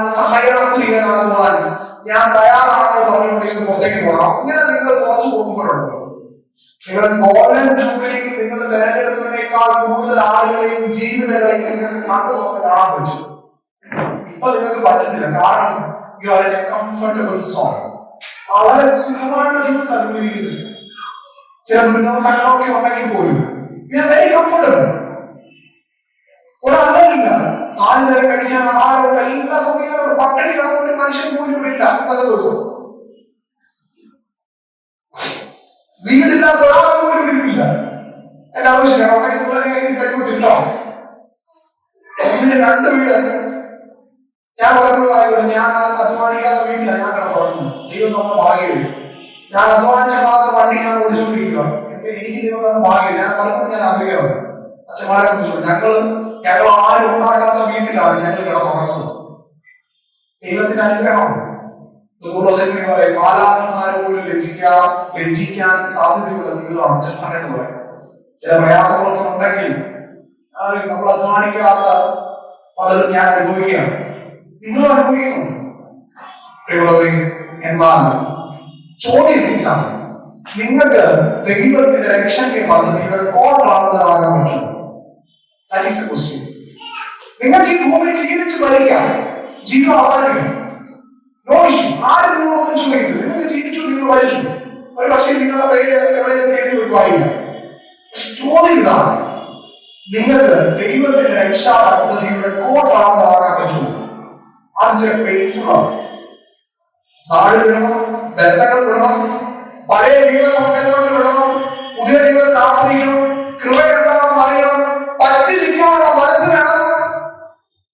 നവോമിയുടെ വീണ്ടെടുപ്പുകാരിയായ രൂത്ത് മാറിയതുപോലെ പല ജീവിതത്തിന്റെ വീണ്ടെടുപ്പുകാരികളാകുവാൻ നമുക്ക് കഴിയണം. ഇവിടെ ഇരിക്കുന്ന കുട്ടികളും യുവതി യുവാക്കളൊക്കെ കേൾക്കുകയാണല്ലോ. നിങ്ങൾ എല്ലാവരും ജോലി ചെയ്യുക, പഠിക്കുകയൊക്കെ ചെയ്യുന്നതാണ്. നിങ്ങൾക്ക് നിങ്ങളുടെ ജീവിതത്തെ കുറിച്ച് ഒരു ലക്ഷ്യം ഉണ്ടാവും. നിങ്ങൾക്ക് നിങ്ങളുടെ പ്രൊഫഷണൽ ലൈഫിനെ കുറിച്ച് എന്ത് ലക്ഷ്യങ്ങൾ ഉണ്ടായിക്കൊണ്ട് അത് ഞാൻ അതിനകത്ത് പറയാൻ ആരുമില്ല.